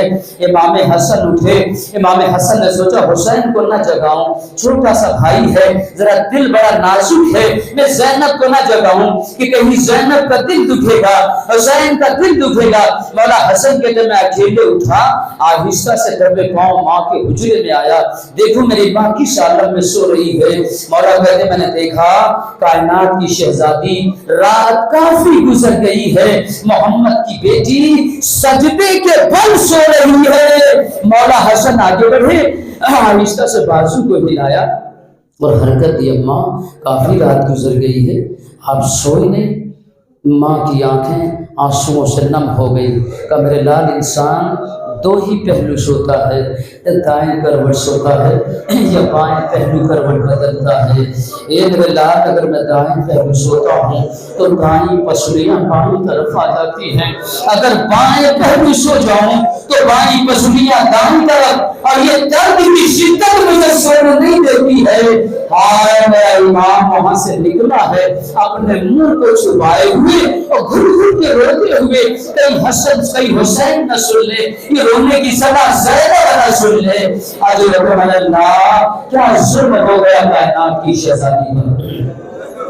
اس کے بعد شہزادی کی وصیت ہے آپ کے سامنے، بی بی نے وصیت کی محمد کی بیٹی دنیا سے چلی گئی اور وصیت کر کے گئی، یا علی غسلنی باللیل، یا علی مجھے رات کو غسل دینا، وکفینی باللیل، مجھے رات کو کفن پہنانا، وحنتنی باللیل، رات کو ہنوت دینا، اور یا علی ولا تصلی علیہ احد، یا علی مدینے والوں میں سے کسی ایک کو میرے جنازے کی خبر نہ دینا، اور اے علی میرا جنازہ رات کی تاریکی میں اٹھانا، اور اے علی وتصلی علیہ، اور مجھ پر نماز آپ پڑھیں گے باللیل، رات کو پڑھنا ہے۔ یہ سارے کام رات کو، دیکھو میرے مرنے کی خبر کسی کو نہ دینا۔